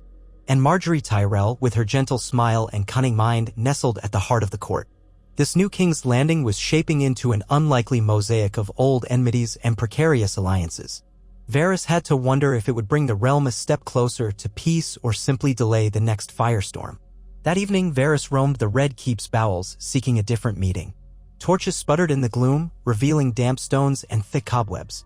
At length, he came to a door reinforced with iron bars. 2 guards bearing Stannis' stag stood to either side, though they wore uncertain expressions. When Varys approached, they dipped their heads. "You come to see the imp?" one asked. Varys nodded. "With the king's permission." The guard shrugged. "As you wish." He unlocked the door, then led Varys down a short hallway to another locked cell. Within its rough stone walls sat Tyrion Lannister, cross-legged on a small cot, clad in a threadbare tunic. A single candle lit the cell, enough to reveal that Tyrion's face looked thinner and paler, though no less sharp. The guard stepped aside, letting Varys enter. He left the cell door ajar, presumably to keep an eye on them. Varys offered Tyrion a slight bow. "My dear Lord Tyrion," Varys said, letting a measure of warmth creep into his voice, "you look well enough considering the circumstances." Tyrion set aside a battered book. "I'm touched by your concern, Varys. In truth, this place is less pleasant than my old quarters, but it's not the worst cell I've known. At least I'm fed 2 meals a day, which is more than I can say for some unfortunates in this city." Varys cast a glance at the guard, who seemed disinterested. Then he lowered his voice, stepping closer. "You may yet see the sun more frequently. King Stannis has thus far kept you alive. He might yet be persuaded to repurpose your talents." Tyrion's eyes narrowed. "Persuaded by whom?" "You." The Master of Whisperers spread his hands in a small gesture. "If it serves the realm, yes. You are hardly beloved of your own house, my lord, and you have proven yourself capable of administrating a city in crisis. Stannis might find use for you now that the Tyrell alliance is forming and new intrigues surface daily." Tyrion gave a short, humorless laugh. "Use. That's the word for it. He keep me as a pet or a scribe, I suppose. The great usurper's usurper. Meanwhile, my father marshals forces at Harrenhal. When he breaks upon King's Landing, what then?" "In truth," Varys said gently, "I doubt Tywin can break the city as easily now. The walls are manned by men loyal to Stannis, hardened by victory. The Tyrells may soon lend their banners, or at least their supplies. And the North remains in rebellion. Lord Tywin has more on his mind than vengeance, though I do not doubt he craves it." Tyrion looked away, tapping his fingers absently on his knee. "So, you've cast your lot with the one true king, or so they call him. But tell me, Varys, does his Red Woman's seal not bother you? The burnings in the courtyard? I've heard the screams. Or is that all for the good of the realm, too?" Varys kept his voice neutral. "I have concerns. But I also see that Stannis' rule, for the moment, spares the city from certain ruin. Joffrey's cruelty was less predictable." Tyrion's mouth twisted. "That is a polite way of putting it." Varys paused, considering. "Should you wish me to broker a conversation with the king, or with the hand, I can do so quietly. They are not blind to your talents." Tyrion gave a weary shrug. "Little do I have to lose. I will talk to them if they come, but I shall not beg. If they want my counsel, let them stand by the bars and ask." Varys inclined his head, recognizing Tyrion's battered pride. "Very well. Remember, my lord, you are not without certain friends in this city. I will see to it that your meals remain adequate at least." With that, he turned and nodded to the guard, who locked the cell again. Tyrion sat in silence as the shadows closed around him. Varys left, footsteps echoing off the walls. As he ascended back to the upper corridors, he found himself reflecting on the differences between Tyrion's earlier presence in the court and his current captivity. Once Tyrion had been acting hand orchestrating the city's defenses, crossing wits with Cersei. Now he was a prisoner in a realm commanded by a man who did not trust him. But in the storms to come, Tyrion might yet prove valuable. Varys intended to keep that possibility alive. A few nights later, Margaery Tyrell walked the gardens of the Red Keep, accompanied only by her grandmother and 2 Baratheon guards. The sky was a deep violet, the distant stars half obscured by city lights. Torchlit paths snaked through rose bushes, lilacs, and carefully manicured hedges, though large portions of the old gardens had gone to seed after years of neglect. Varys, skulking in the corridor that opened onto the garden, quietly observed. Margaery wore a gown of soft green, belted with gold filigree. Her posture was poised, each step measured. Olenna, in contrast, waddled slightly, leaning on her cane with every other step, her sharp eyes flicking at the guards. "I do wonder how they keep these flowers alive in autumn," Olenna said. "Magic from your red woman?" One guard stiffened. "Mind your words, my lady." "Come now," Olenna muttered. "I am old and I have few illusions left.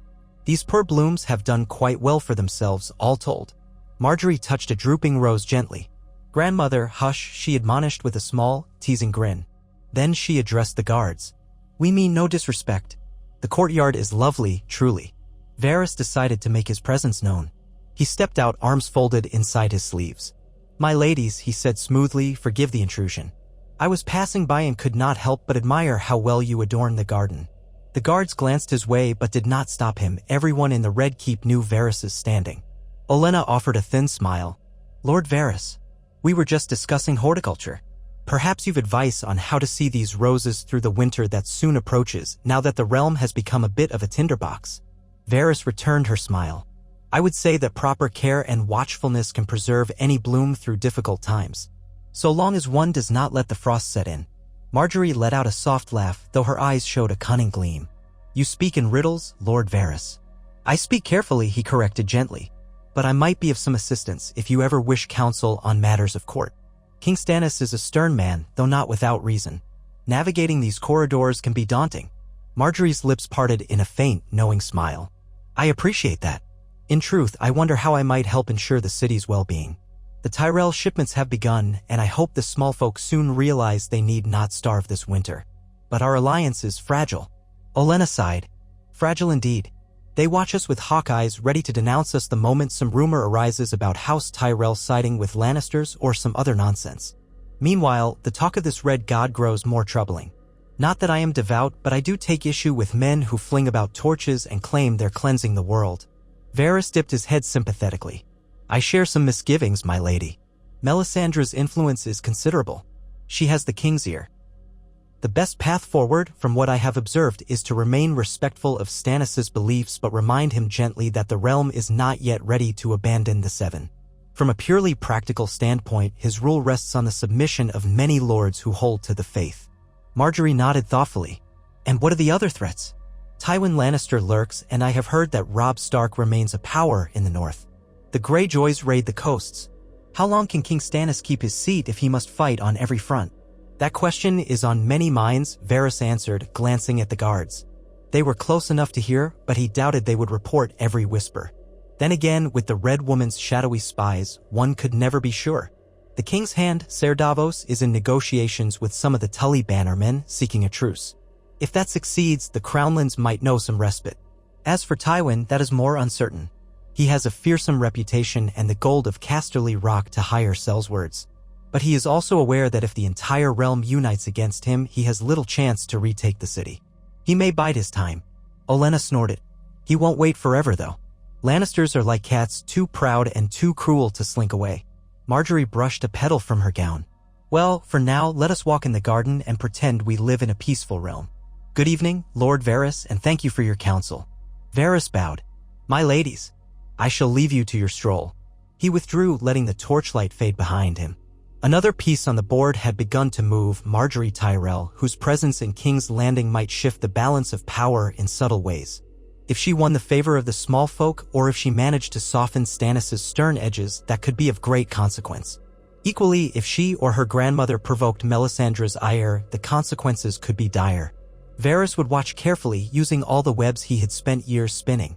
In the following weeks, shipments from the Reach began to arrive at the city gates, wagons laden with grain, barrels of salted fish, crates of fresh fruit from autumn's harvest. The half-starved city welcomed these supplies with cheers and cautious optimism. Stannis' men oversaw the distribution, ensuring that the gold cloaks, now reconstituted under command of men loyal to him, did not descend into graft.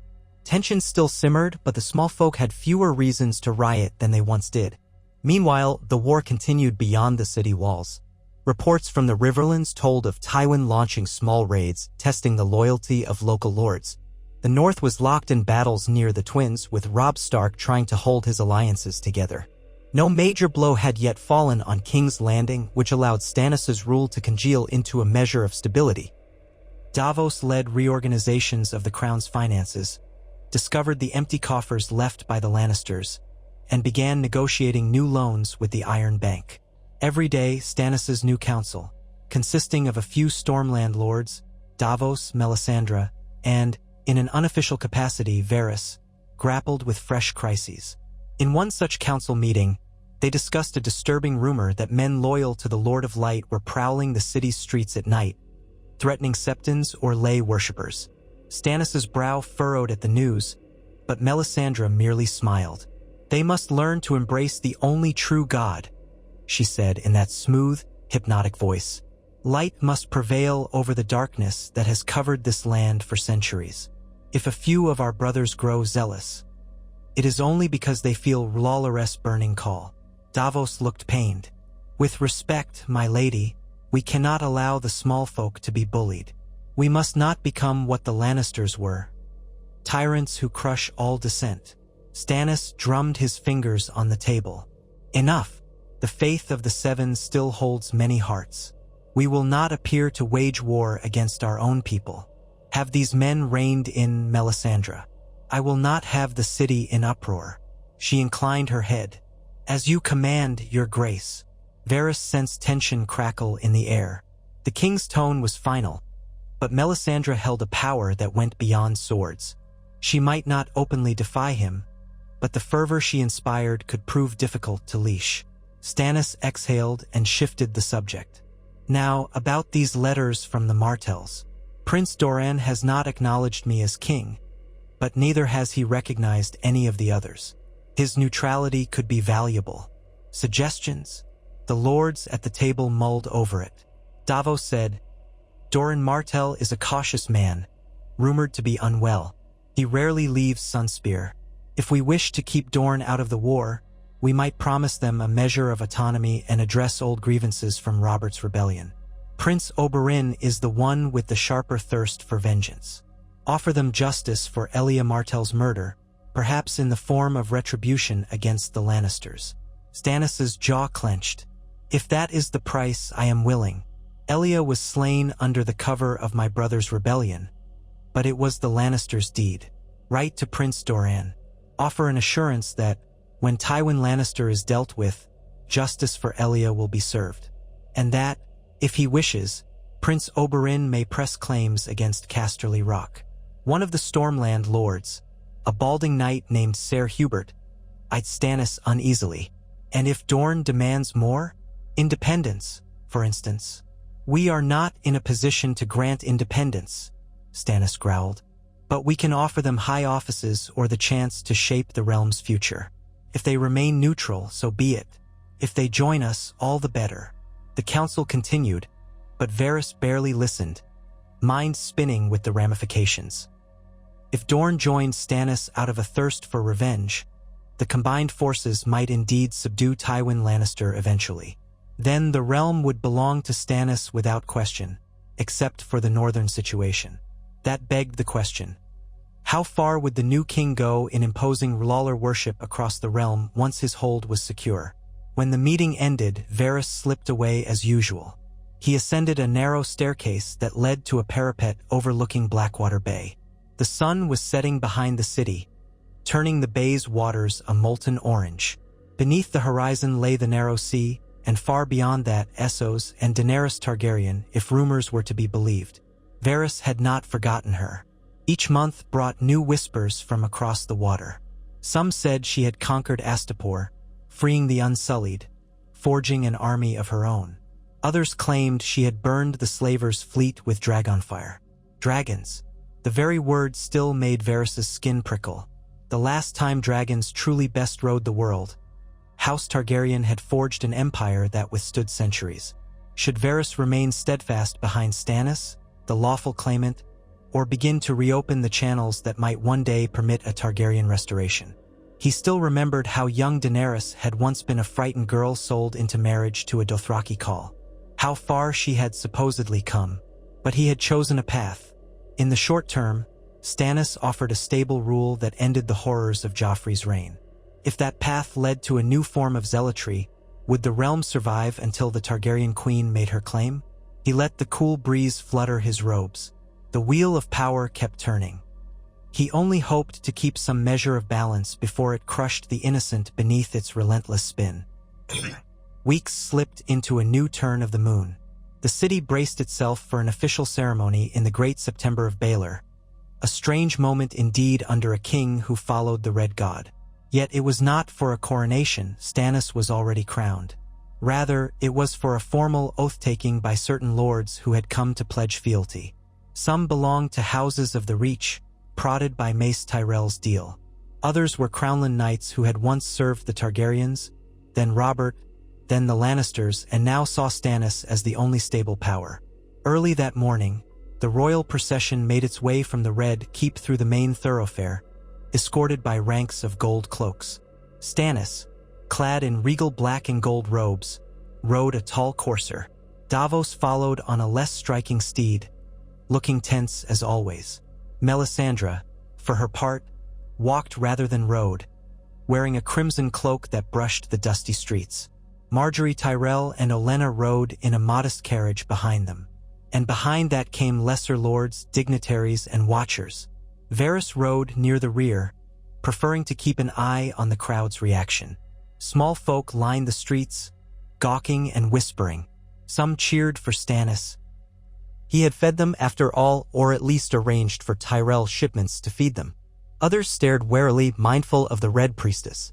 A few spat at the ground in silent protest, but no major incident erupted. The Great September of Baelor, badly damaged during the riots under Joffrey, had been repaired in part, though scaffolding still clung to its walls. The faith's highest remaining septons awaited them inside, uneasy about receiving a king who acknowledged the Lord of Light. But Stannis had insisted on using the sept for the ceremony, as if to prove he did not fear the old religion. Inside, the air smelled of incense. Pale autumn sunlight streamed through colored glass.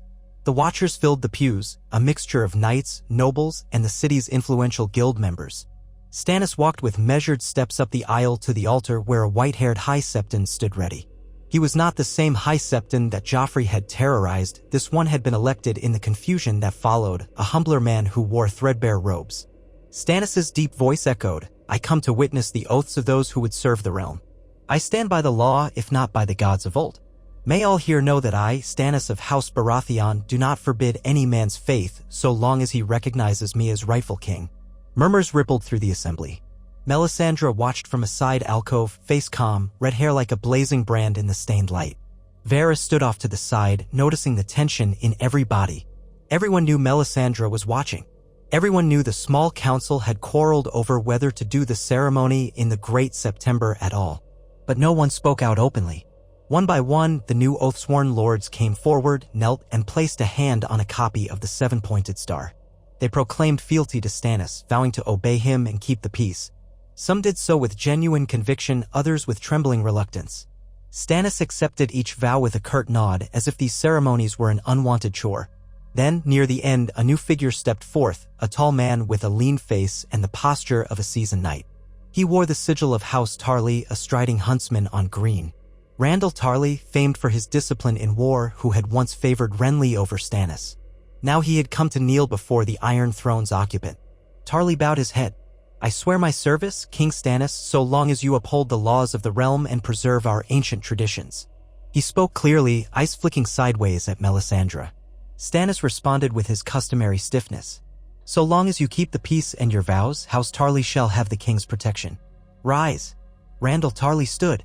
A flicker passed over his hawkish face, perhaps relief, perhaps resignation. He stepped aside, the ceremony concluded. A hush descended as Stannis looked out over the gathering. "Lords of Westeros," he said, voice echoing off stone pillars, "we stand in a time of turmoil. Wars plague our borders and traitors still seek to unseat rightful rule. Yet so long as you remain faithful to your vows, you have naught to fear from me. Today, I proclaim that the Great September and its septons shall continue to administer to those who follow the Seven. Any man who claims otherwise or who burns seps in my name is no subject of mine. Let the realm see that I do not wage war against the old faith.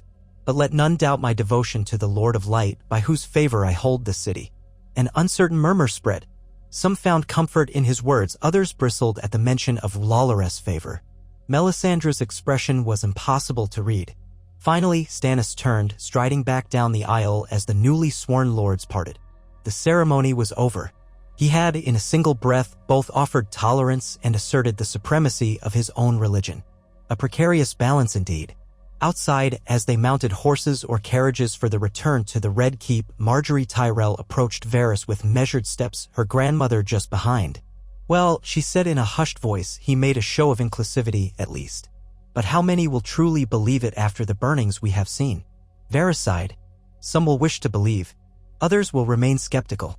King Stannis attempts to straddle a line that grows narrower by the day. If the Red Priests continue their fervor, the small folk may not trust these assurances. But it does buy time. Lady Olenna tapped her cane. "Time, yes. Time for what, I wonder?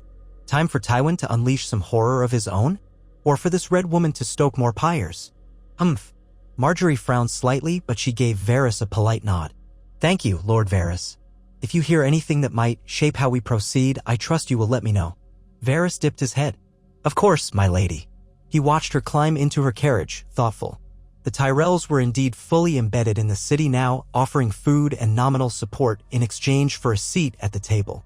But they had not exactly warmed to Lawler or to Stannis' rigorous approach. If Tentio and S boiled over, would they remain loyal? Autumn deepened. The nights turned chill, the days shorter. King Stannis ordered additional patrols on the roads leading to the capital, mindful of bandits or infiltration by Lannister agents. Davos oversaw expansions to the city watch. Men were drilled with discipline reminiscent of Stannis' old garrison at Dragonstone.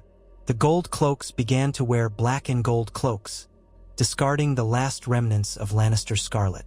Melisandre continued to preach, though she obeyed the king's edict not to harass followers of the Seven. Still, small gatherings outside the city walls featured bonfires and chants to Lawler, a sight that left many uneasy. One dawn, a battered column of riders arrived from the north. The watch at the city gates recognized the sigil of a gray direwolf. Though these men were outnumbered, the watch did not risk violence. King Stannis had extended open terms for envoys of Robb Stark. The Northerners were escorted to the Red Keep. Within hours, rumors spread across the city. The young wolf had sent ambassadors to treat with Stannis Baratheon. Another piece in the game. Varys attended the audience in the throne room that afternoon, along with much of the court. Stannis sat upon the Iron Throne, posture stiff.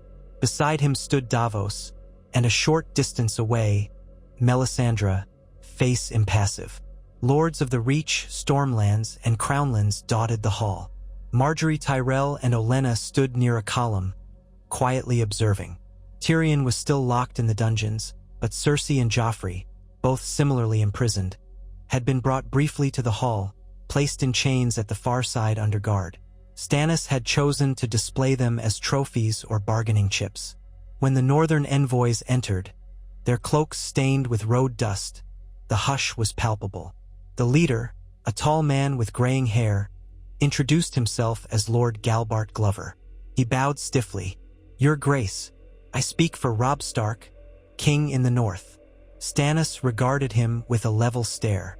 "I am the King of Westeros, Lord Glover. But speak your peace." Glover exchanged glances with his companions. "My lord, my king, seeks an end to needless bloodshed. The North has no love for the Lannisters, and we recognize that you have dethroned the boy Joffrey. Yet the North declared its independence under King Robb for grievous reasons, including the murder of Lord Eddard Stark. If you will grant the North the right to self-rule, let us keep our own laws, choose our own lords, remain unburdened by southern demands. Then King Robb will consider alliance with you against the Lannisters." A faint murmur rippled. Stannis' mouth tightened. "Consider alliance? So you want me to cede half the realm's territory, because you declared yourselves free in a moment of anger, and in exchange you may offer me help in subduing Tywin Lannister." Glover's expression hardened. It was not mere anger. The crown, as it was, betrayed us. King Robert named Eddard Stark Warden of the North, but the Lannisters slew him without trial. We have the right to protect ourselves from such abuses. If you truly stand for justice, as you claim, you must see that the North's grievances are justified. Stannis was silent for a long moment. Davos glanced at him warily, as if anticipating the king's reaction. Melisandre's gaze flicked over the Northerners, reading them like a hawk. At last, Stannis said, "The North is part of the Seven Kingdoms.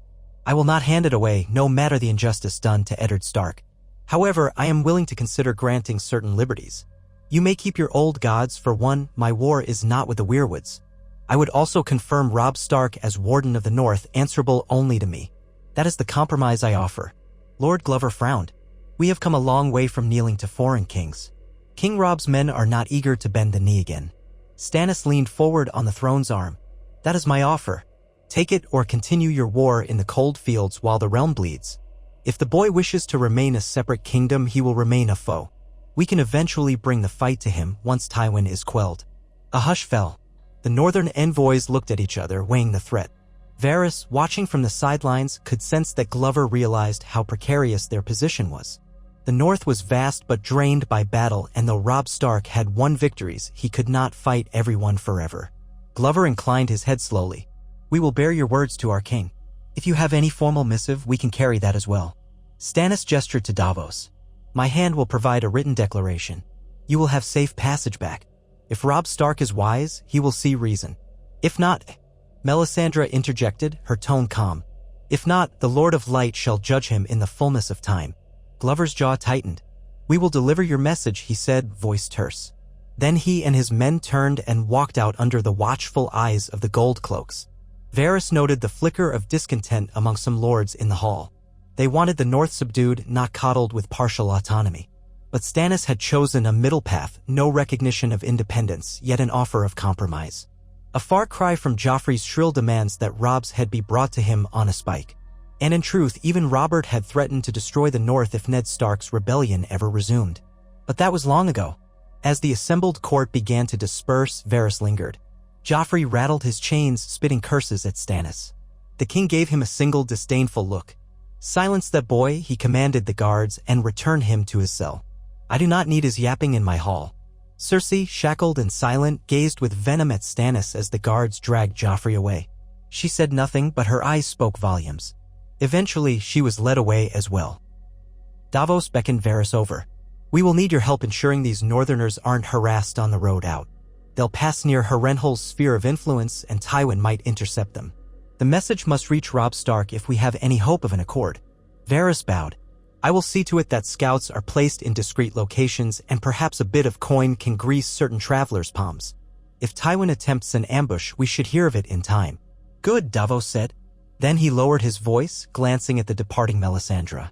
"I fear if the North refuses, the king may yield to darker solutions. She whispers of shadows. He tries not to listen, but I can see the toll it takes." Varys murmured, "I understand, my lord. We must hope the young wolf sees sense." In truth, Varys suspected that if Robb Stark insisted on independence, Stannis might indeed unleash some of Melisandre's unholy arts. There were rumors of how Renly had died, how a ghostly silhouette shaped like Stannis had taken his life. That rumor alone had cowed half the Reach into submission. Varys had seen how men quailed at the notion of fighting living shadows. But if that was the future of this realm, would it be any better than the madness of the Mad King? He parted ways with Davos, retreating to the quieter corridors behind the throne room, letting the swirl of courtiers drift away. Another day, another precarious balance. He could not help but wonder if, in some far-flung city of Essos, dragons were growing, preparing to overshadow all these petty battles. But that was speculation for another time. For now, he had to ensure the realm did not tear itself apart before that hypothetical day arrived. Night fell, Cloaking King's Landing in a hush punctuated by distant laughter, drunken singing, and the soft crackle of torches. Varys stood in a narrow walkway high on the Red Keep's walls. Below him, the city stretched in a labyrinth of dark rooftops and winding alleys. 1,000 stories played out down there, lovers' trysts, criminals' plots, desperate prayers. He had always found a certain solace in knowing that, for all the grand drama of thrones and crowns, life still carried on in every nook of the city. A soft footstep from behind alerted him. He turned to see Davos, face illuminated by the flickering torch in his hand. The Onion Knight exhaled a cloud of chill air. "I thought I might find you here." Varys gestured for him to come closer. "Is something amiss, my lord?" Davos set the torch in a bracket on the wall. "News from the Stepstones. A pirate fleet has been sighted, possibly allied with Salador-san. They're not threatening us yet, but they might become a nuisance if Tywin or the Ironborn pay them. And there is another matter. King Stannis means to see Lord Tyrion on the morrow." Varys blinked. "Tyrion Lannister? In his cell?" "Aye. Or perhaps in a more private chamber. The king wants to question him about Tywin's strategies, how his father might respond to certain feints or alliances. Tyrion is said to know his father's mind well, for good or ill." Varys folded his hands, gazing at the city lights below. "Tyrion will be pleased to be acknowledged, though I doubt he'll make it easy. He despises his father, but that does not mean he will betray him lightly unless he sees advantage." Davos nodded. "Yes, advantage is the word. He might trade secrets for a better room or a promise of safety if Tywin does assault the city. The king wants me there. He wants you there too, to gauge the truth of Tyrion's words." He hesitated, then added in a quieter tone. "Stannis grows impatient. Our realm is in a stalemate. Tywin sits at Harrenhal like a vulture. The north remains uncertain. The Greyjoys raid the Lannisters' coasts, which helps us in the short term but sets the stage for more chaos. And if these rumors of a Targaryen queen with dragons are true, who knows what storms wait over the sea?" Varys let out a soft breath. A prudent king might wait for the Targaryen threat to become real before shifting alliances again, but Stannis is not famed for turning aside from duty. If Daenerys Targaryen arrives one day, I doubt he will bend the knee. We may well face a war of dragons and shadows. Let us hope that day never comes." Davos grimaced. "Or if it does, let us hope we're all dead first. Gods help us. I never thought I'd long for the days of King Robert's drunken feasts."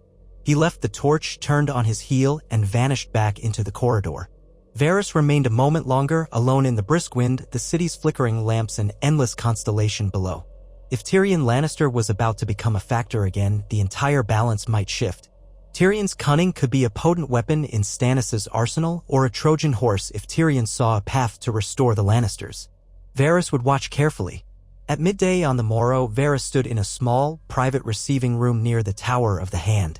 This chamber had been refurbished since the Sacks of War. The walls were hung with plain tapestries of the Stormlands, and a single shuttered window let in beams of dusty light. Stannis sat behind a heavy wooden table wearing a simple black tunic. Davos stood to his right, arms folded. Melisandre was conspicuously absent, perhaps by the king's choice. He wanted no distractions. 2 Baratheon guards brought Tyrion Lannister forward.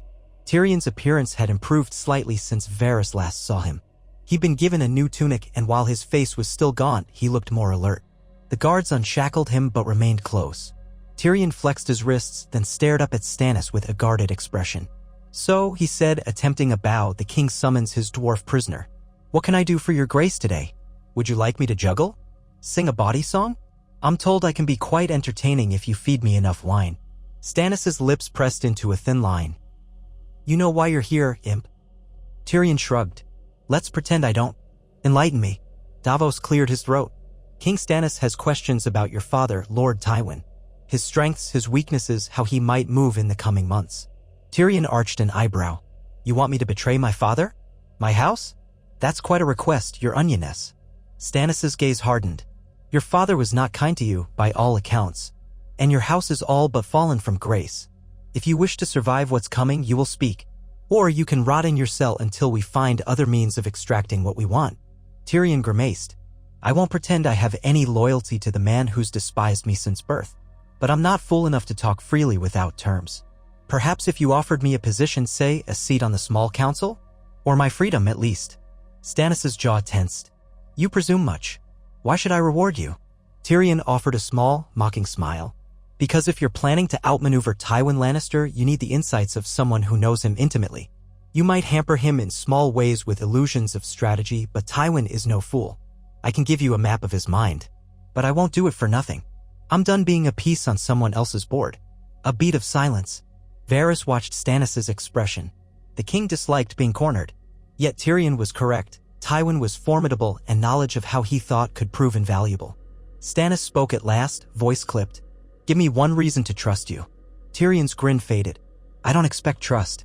I expect you to see I am more valuable alive and in your service than rotting in your dungeons. If my father storms the city and I'm found chained in a cell, do you think he'll greet me as a prodigal son? Hardly. He'd as soon kill me for failing him. So the best chance for my survival, perhaps the only chance, is to help you defeat him. I am cunning enough to see that.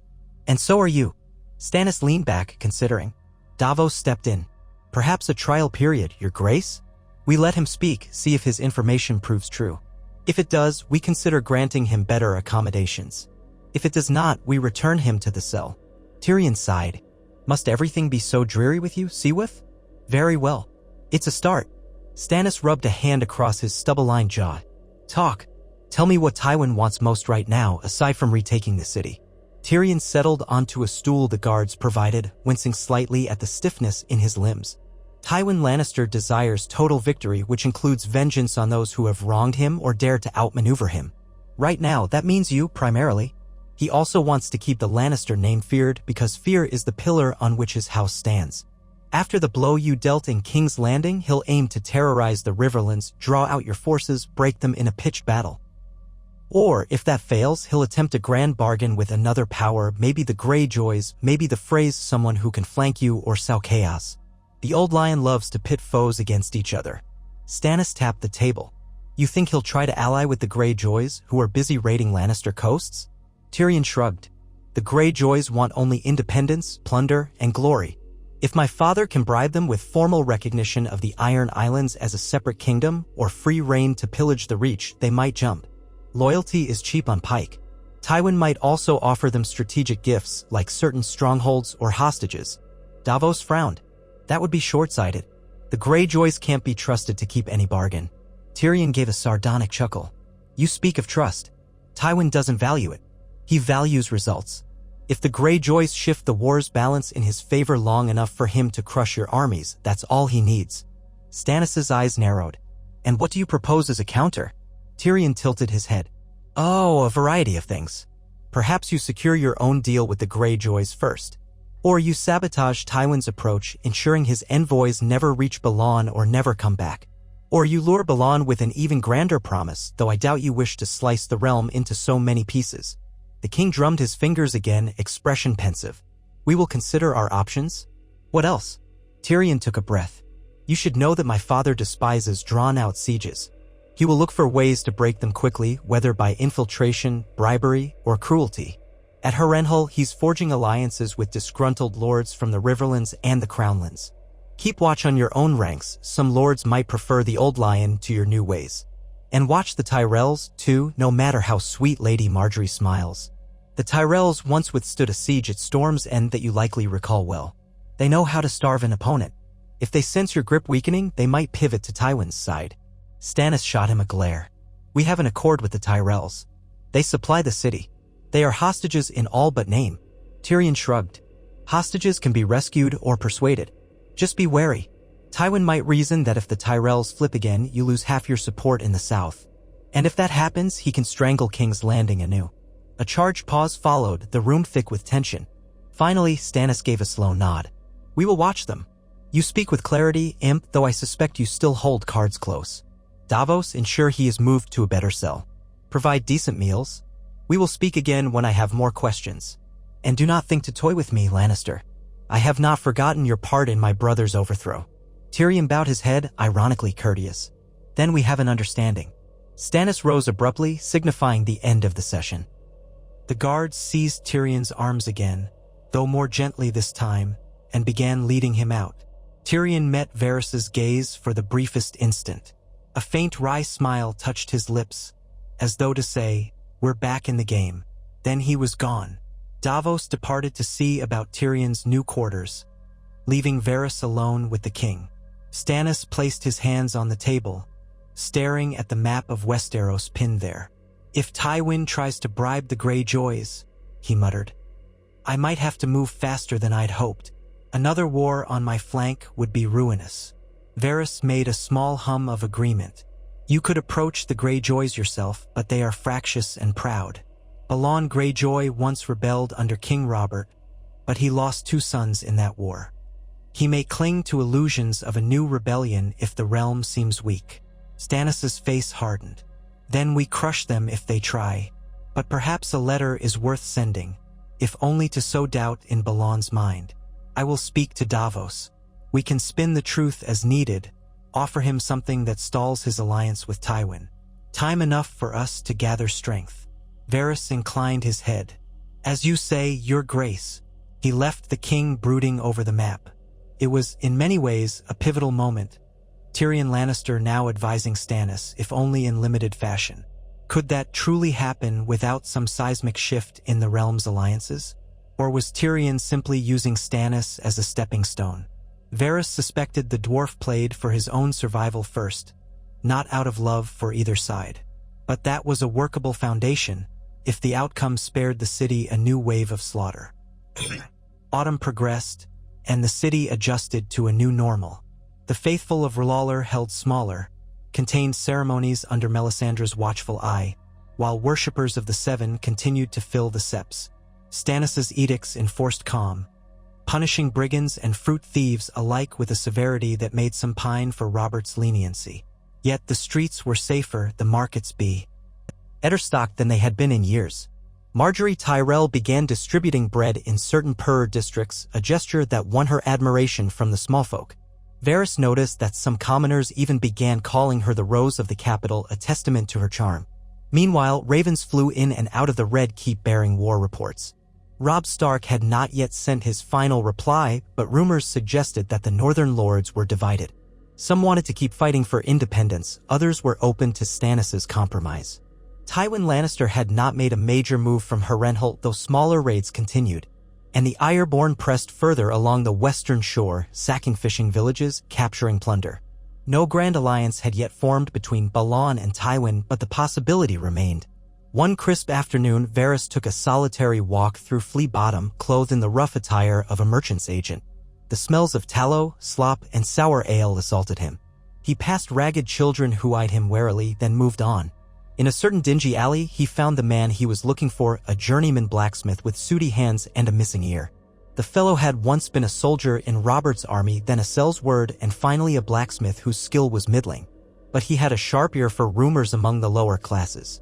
Varys slipped him a few silver stags in exchange for news. He learned that a handful of red-robed zealots had begun secret gatherings at midnight, preaching that the Seven were false.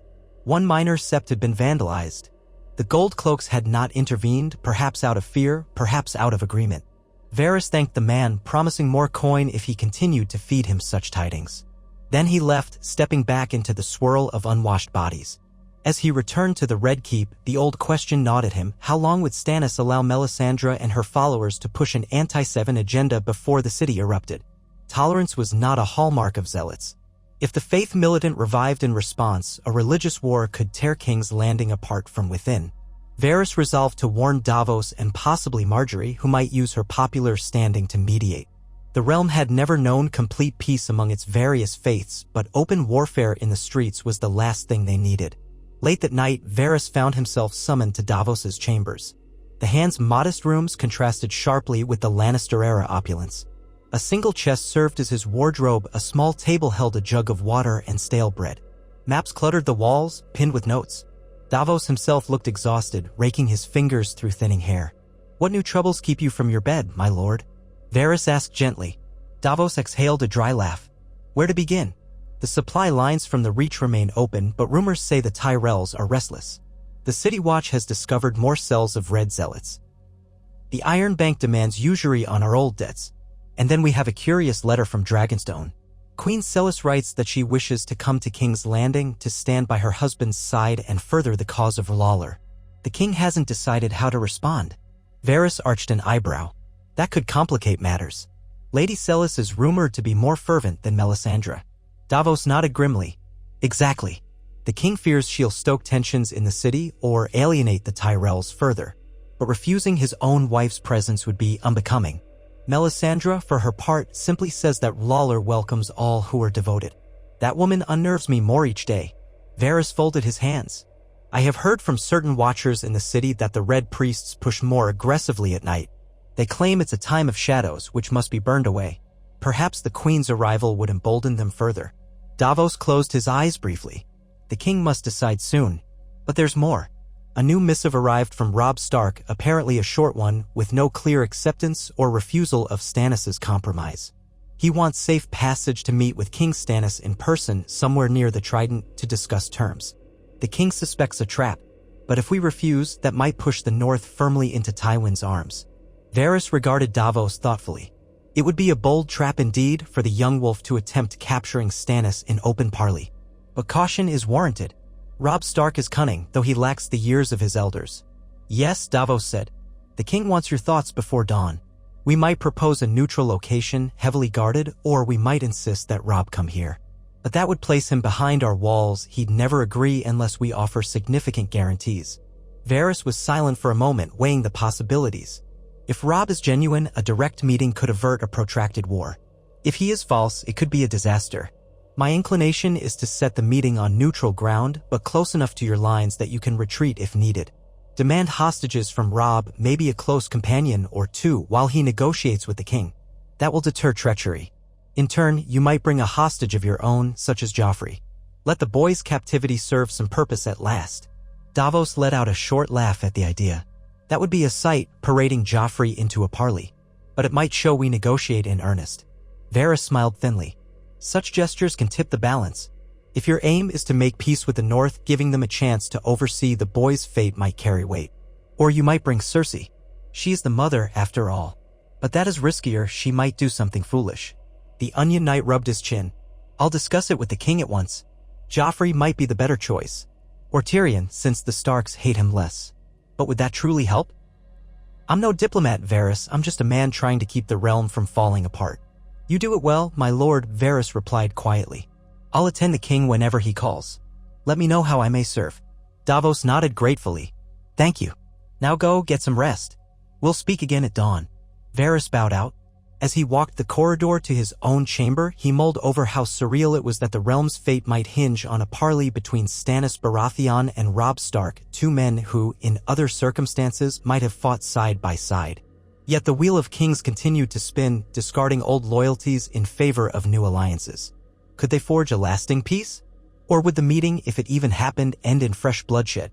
He reached his door, stepped inside, and bolted it. In the darkness, he felt the weight of the day pressing down. Tomorrow would bring more shifting intrigues, more decisions that could shape thousands of lives. He lit a small candle, revealing the plain furniture around him. No tapestries, no personal tokens, just the bare essentials. That was how he preferred it, no illusions of comfort when the realm stood on a knife's edge. He moved to the small writing desk, withdrew a scrap of parchment, and penned a coded letter to an overseas contact. The letter asked, in carefully neutral terms, for updates on the rumored Targaryen conquests in Slaver's Bay. If Daenerys truly had 3 dragons, if she now commanded Unsullied, then she might be unstoppable once she reached Westeros. If, on the other hand, the rumors were exaggerated, Varys needed to know before he risked everything on that possibility. In the hush of his room, he sealed the letter and pressed his sign in the wax. Though the sign was not the spider, he used a nondescript mark to obscure the source. Then he leaned back, massaging his temple. For the moment, his decision to back Stannis remained intact. But the future was fluid. If the realm found stability under Stannis, if the Red Woman's zealotry did not turn the 7 kingdoms into a wasteland of fire, perhaps Daenerys would have no need to invade. Perhaps she would remain across the sea, content to rule small city-states or vanish into legend. Or perhaps the call of her birthright would prove too strong. Varys closed his eyes, imagining a sky darkened by dragon wings. What would Stannis do then? Would the realm, battered by years of civil wars, have the strength to unite behind the king? Or would Lords defect to the Targaryen banner? A swirl of possibilities, all equally daunting. And in the middle of it all stood Varys, the spider, trying to preserve some semblance of peace. He extinguished the candle and let the darkness envelop him. Dawn was not far off, and his rest, as always, would be fleeting at best. The next few days passed in a blur of frantic planning. King Stannis agreed to a parley with Robb Stark under strict conditions.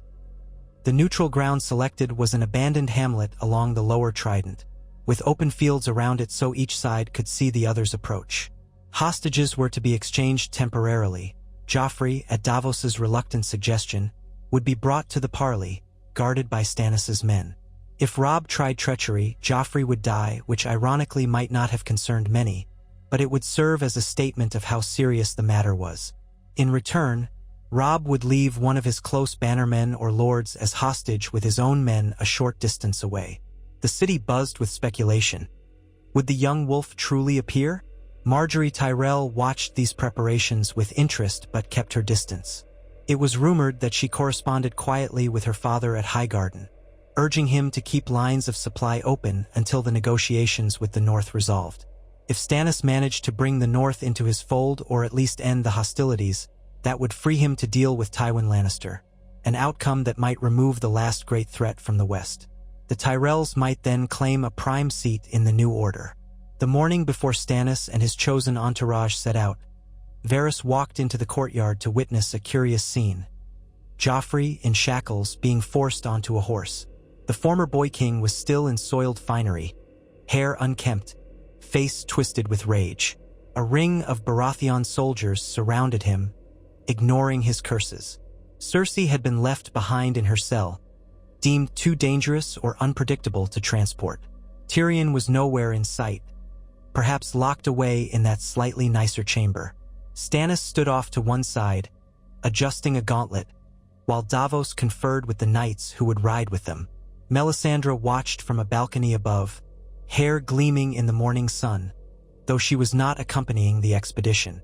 For once, she had said that the outcome of this parley lay in the hands of men, not shadows. Varys approached carefully, bowing. "Your Grace, you depart soon?" Stannis gave a curt nod. "Yes, we cannot tarry. The site is 3 days' ride, and Robb Stark demands the parley in a fortnight. We will arrive early, secure the ground." "I wish you safe travels," Varys said. "Shall I remain here to manage any developments?" Stannis eyed him for a moment. "Yes, keep the city calm. If Tywin makes a move, have ravens sent to us at once. Davos has left instructions with the watch. Margaery Tyrell remains a guest. Do not let her wander too freely. This city is not yet wholly ours." Varys bowed more deeply. "As you command." The king turned to mount his own horse, a powerful destrier. Davos joined him, along with 24 knights bearing the stag sigil. Joffrey was hauled along in the midst of them, eyes wild, screeching for someone to rescue him. No one did. The column exited the Red Keep's gates and disappeared into the city streets, heading north. Watching from a parapet, Varys felt the flutter of uncertainty. The future of the realm might hinge on how that meeting between kings fared. If they found a compromise, the war's temperature could drop dramatically.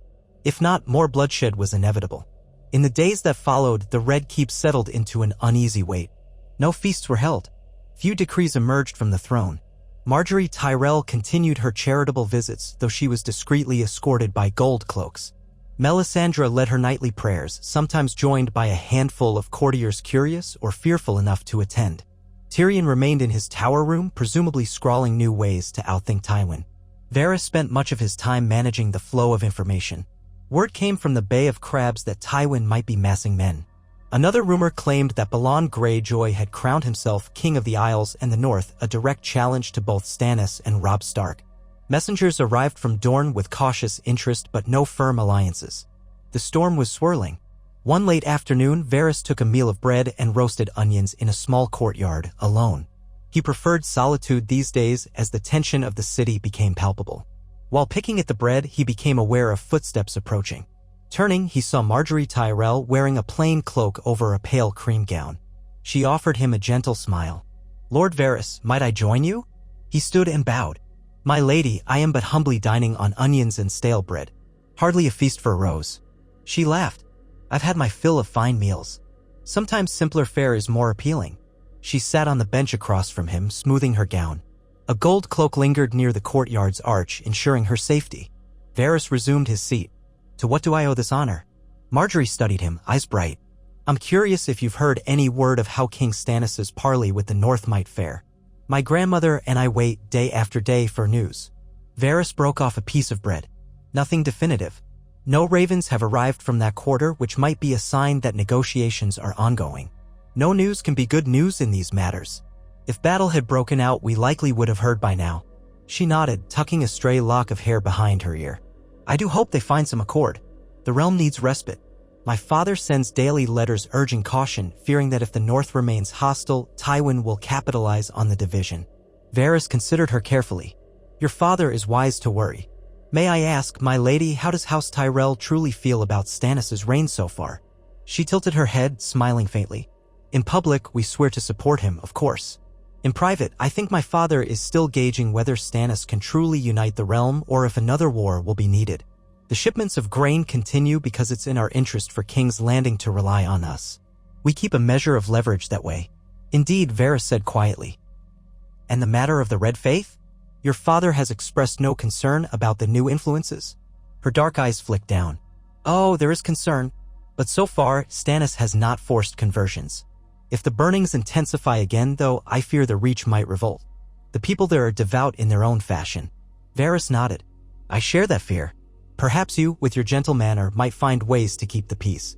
The small folk already speak well of you. She smiled again. That is kind of you to say. I only do what my mother taught me: feed the hungry, comfort the lost. War has cost them all too dearly. They lapsed into a companionable silence, the courtyard's fountain trickling softly. Finally, Marjorie stood. Thank you for the talk, Lord Varys. And the bread. She gave a playful little curtsy. May we both pray for a swift resolution to the parley. Varys rose and bowed. A prayer for peace, yes. May the gods, old, new, or red, grant it. She departed, escorted by the gold cloak. Varys watched her go, reflecting that in the entire swirling chaos of the court, Marjorie Tyrell might be one of the few who genuinely earned the small folks' affection. That, too, could be a potent weapon in these times. On the 6th day after Stannis' departure, a raven arrived bearing the royal seal. The message was short, an update from Davos Seaworth. The meeting with Robb Stark had commenced without violence. Both sides agreed to a temporary truce for a fortnight while they deliberated final terms. No major breakthroughs yet, but neither side drew swords. Robb Stark's men camped on one side of the Trident, Stannis' on the other. They parted each evening, with hostages kept on both sides to ensure good conduct. Varys spread the news quietly among the court, hoping it would ease tensions. Marjorie apparently breathed a sigh of relief. Olenna rolled her eyes, but admitted it was better than war. Melisandre, for her part, seemed indifferent. She led another midnight ceremony, chanting that the Lord of Light's plan was unfolding. Varys kept watch from a distance, noticing how some among Stannis' guard knelt in while others looked on, disturbed. Then, on the 10th day, a second raven arrived in the early evening. This time, the scroll was sealed with the hand's sigil. The guard who brought it to Varys carried a solemn expression. Varys unrolled the parchment under torchlight, eyes scanning the words. Parley with Robb Stark continues. Prospects uncertain. He demands near independence, citing grievous harm done to the north. Stannis refuses. They explore a middle ground. The north remains part of the realm but under near absolute autonomy. The boy wants justice for the deaths of his father and brother. Joffrey was forced to kneel to confess his role in Ned Stark's downfall, but the wretch only spat vile insults. Tensions rose. My best efforts keep the peace. No blood spilled yet, but the mood grows grim. King Stannis stands firm. We'll send word again soon. Pray for success, or at least no catastrophe. Davos. Varys exhaled slowly. So Joffrey's presence had nearly ignited the parley, perhaps exactly as Davos feared. If he could not keep his mouth shut, violence might erupt. Varys tucked the scroll away, thanking the guard. He immediately sought out Marjorie and Olenna, who listened with rapt attention. Then he visited Melisandre, informing her of the new developments. She merely smiled, saying that shadows were dancing but had not yet struck. That cryptic statement did nothing to soothe him. That night, Varys slept uneasily, haunted by images of rivers running red with blood, of King Stannis unleashing shadows to kill the young wolf, or of Robb Stark's outraged bannermen unleashing a massacre. So much hinged on a single, fragile conversation in a bleak hamlet by the Trident. 3 days later, an exhausted courier rode into King's Landing. The sun was just cresting the rooftops when he reached the Red Keep. Word spread like wildfire that news had come from the parley. Varys hurried to the courtyard, where a knot of soldiers had gathered. The courier, caked in road dust, dismounted with trembling legs and clutched a leather pouch. I must see the Master of Whisperers, he panted. I have letters from Ser Davos and the King's squire. Urgent. Varys stepped forward, motioning the man to follow him into a private corridor. Once they were alone, the courier opened the pouch and handed over 2 sealed scrolls. Varys thanked him, giving him a quicksilver coin for his service. The courier bowed, grateful, and staggered away toward the kitchens to find water and rest. Heart-pounding, Varys unsealed Davos's letter first. War averted for now. King Stannis and King Robb reached an accord. The North shall remain under the Iron Throne but enjoy wide autonomy, with Robb Stark confirmed as Warden of the North for life and his heirs to hold the same. In return, they pledge not to declare independence or ally with the Lannisters. R.S. The matter of justice for Ned Stark is partly satisfied by a formal condemnation of Joffrey's acts and a promise that if any direct proof emerges of further Lannister conspiracies, they shall be punished severely. Robb demanded more, but Stannis would not yield. Tensions flared. We nearly drew steel. But in the end, they signed the pact. We return in 4 days. Prepare the city for a possible visit from Northern Lords if Robb chooses to travel here. Or he may return north to address the Greyjoy threat. The king is not fully pleased. He feels the boy demanded too much. But I sense relief in him as well. We avoided a full-scale war. Now we may turn our eyes to Tywin Lannister. Davos. A swirl of relief rose in Varys's chest. A measure of peace with the North, fragile but real. He then opened the second scroll, sealed in red wax with a simpler mark.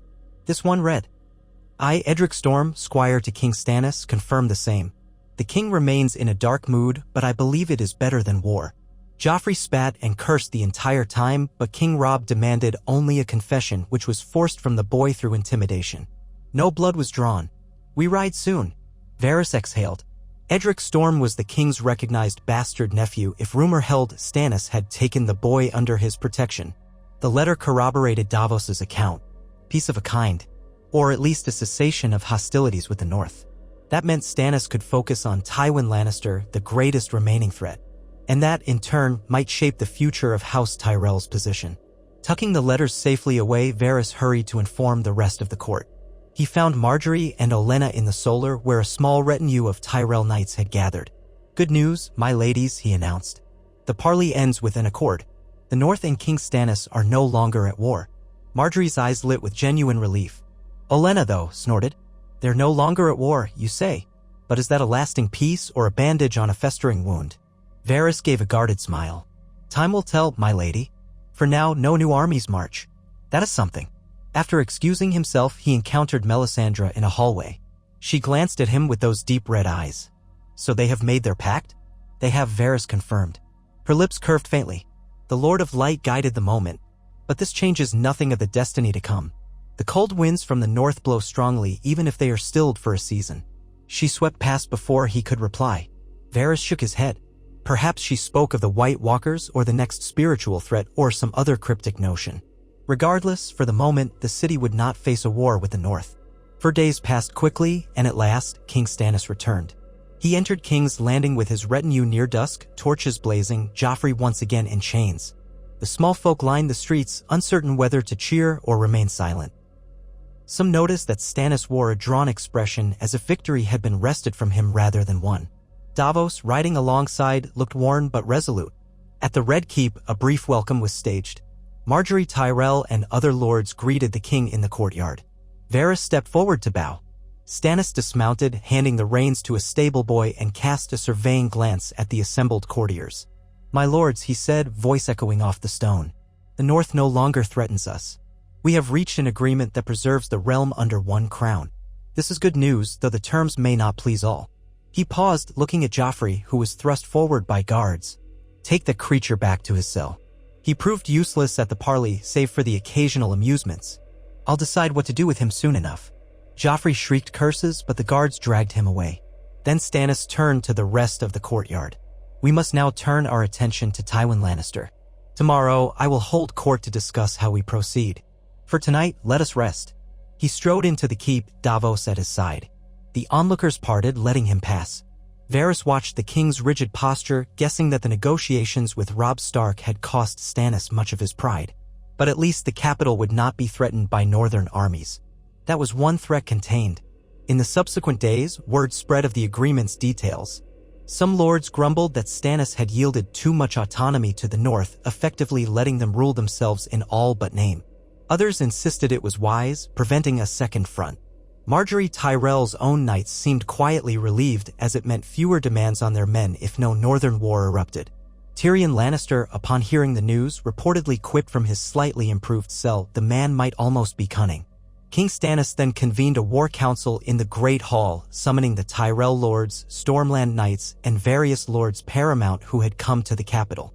Tyrion remained excluded, though Davos might have gleaned input from him earlier. The hall bustled with grim anticipation as Stannis took the Iron Throne, the Baratheon banners draped behind him. Melisandre stood off to the side, silent but watchful. Davos stepped forward to address the assembly. "Lords of Westeros," he began. "The time has come to deal with Tywin Lannister's threat. He holds Harrenhal with a large host, men from the Westerlands and mercenaries besides. He aims to retake the city or at least starve it by cutting off supply lines. Our alliance with the North curtails one threat, but we must be prepared for another. We have solid intelligence, thanks to certain sources indicating that Tywin negotiates with the Greyjoys. Should they coordinate a strike on the Reach or attempt to raid the city's harbor, we could be surrounded." Murmurs broke out. Marjorie Tyrell, standing beside her grandmother and a few of her father's bannermen, raised her voice gently. "Highgarden stands ready to defend the Mander from Ironborn raids. My father's fleets will patrol the coast. They will not easily slip by us." A Stormland lord nodded. "Good. The question remains how to dislodge Tywin from Harrenhal. That fortress is formidable even if cursed, and the surrounding region offers him resources. A direct assault might be too costly." Stannis spoke, his voice resonant. "We will not storm Harrenhal blindly. Our approach will be systematic. We will cut off their supplies, lure Tywin into open battle if possible, and crush him on the field. Lord Tarly, you know the area well. I want your advice." Randall Tarly stepped forward, bowing stiffly. "If we march from King's Landing, the terrain between here and Harrenhal is open in parts, wooded in others. Tywin might fortify the fords of the Blackwater or sow the roads with men in ambush. We must move in multiple columns, feint, and force him to react. Our best chance is to isolate Harrenhal from the gold caravans that come from the Westerlands. If we can sever that link, Tywin might sally forth or wither on the vine." Stannis nodded. "So be it. I command that we prepare the royal host to march in a fortnight. Let it be known, any lord who remains idle may lose his lands. We must unify to end this war once and for all." The lords signaled agreement, though not all looked pleased. Marjorie's eyes flicked to Olenna, whose expression was unreadable. Melisandre observed silently, the faintest smile on her lips. Varys, at the periphery, noted every reaction. The final act of the Lannister conflict was taking shape. If they succeeded in subduing Tywin, Stannis' rule would be nearly unassailable. Unless, of course, a Targaryen queen with dragons appeared. With the meeting concluded, men streamed from the hall to prepare. Varys lingered, eavesdropping on snatches of conversation. Many Stormland knights were eager to see Harrenhal fall, remembering how the Lannisters once threatened them. The Tyrell lords were more cautious, insisting on detailed supply routes. The gold cloaks made ready for partial deployment. Tension rippled through the keep. Days turned to weeks as the city prepared for the largest muster since the end of Robert's rebellion. Barracks bustled with activity. Smiths hammered out new weapons and repaired old breastplates. Horses were shod and wagons loaded. Ser Davos Seaworth oversaw logistics, employing Tyrion's advice indirectly. Reports suggested that certain supply lines were best concealed or protected from sabotage. Though Tyrion was not officially on the council, Davos quietly relayed some of his suggestions to Stannis, who grudgingly admitted their value. Meanwhile, more ravens arrived from the north, confirming that Robb Stark had returned to confront the Ironborn in his own lands. The Greyjoys had seized Moat Cailin, blockading the approach to the north. A separate Ironborn fleet was rumored to prowl near the Shield Islands off the coast of the Reach, but Mace Tyrell had ships there as well. The entire realm seemed on the brink of yet another conflagration, albeit with shifting alliances. One twilight, as Varys made his rounds through the keep, he passed by the old black cells, unused compartments of the dungeons that had once held the worst criminals. He heard a moan, low and unearthly. For a moment he paused, heart thudding. Was someone trapped within? He signaled a guard to open a rusted iron door. Inside, the darkness felt alive. Varys held a lantern forward and glimpsed a figure bound to the far wall. Gaunt, half-naked, eyes crazed. He recognized the man as a suspected agent of the Lannisters who had been seized months ago. A rat scurried across the floor. The prisoner coughed, lips cracked from thirst. Varys felt a jolt of pity. He turned to the guard. "Has he been fed?" The guard shrugged. "Aye, some bread and water every few days. King's orders to keep him alive, but not comfortable." Varys studied the prisoner. The man's spirit looked nearly broken. "Does he know anything?" "Nothing more than what he told last time," the guard said. "He claims Tywin's men have ears in the city. He doesn't know who. Begs for mercy." Varys looked back at the prisoner, who stared with hollow eyes. "We do what we must," Varys whispered half to himself. "Still, cruelty is not always the surest path. I'll have someone from the kitchens bring him fresh water." He left, the guard locking the door behind. The man's pitiful moans followed Varys into the corridor. As Master of Whisperers, Varys had seen the underside of power for decades. Torture chambers, black cells, shadowy murders. He took no pleasure in it, but he did not feign innocence. This was the cost of the game they played. Stannis was no sadist, but his sense of justice ran cold, and he allowed torment if he deemed it necessary. Another sign that, for all the improvements from Joffrey's vile rule, the city still endured the iron fist of a harsh king. At last, the day came for the royal host to march on Harrenhal. Thousands of soldiers assembled outside the city gates, forming ranks on the dusty fields. Banners snapped in the wind. The crowned stag of Baratheon, the golden rose of Tyrell, though fewer in number, the black ship of House Valerion, the fox and flowers of Florent, the huntsman of Tarly, and more. Stannis rode at the head, clad in plate mail hammered to a dull gleam, the golden stag on his surcoat.